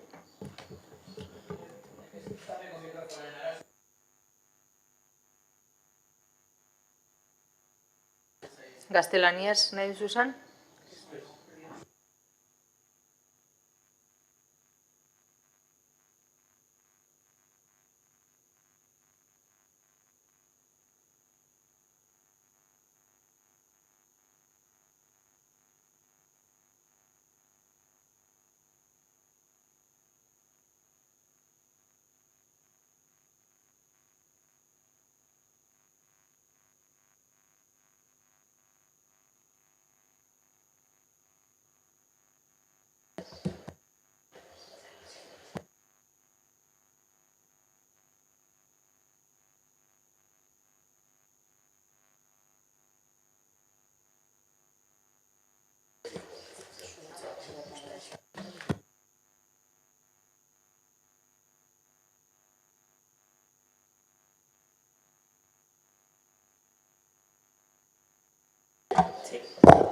Badago.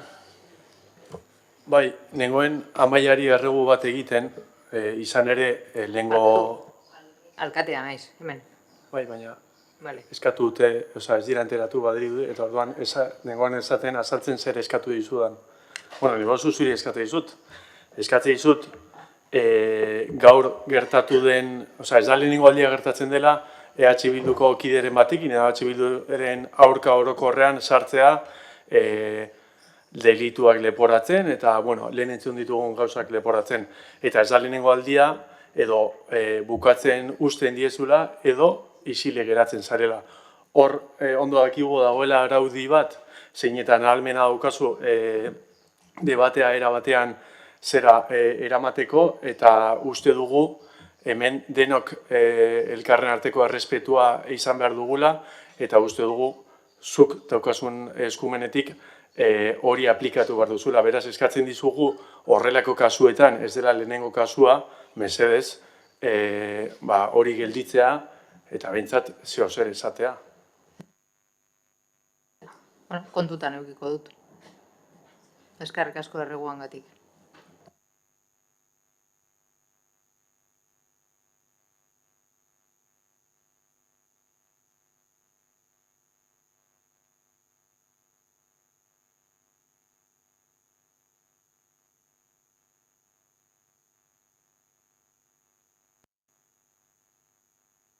Bai, amaitutzat ematen dugu.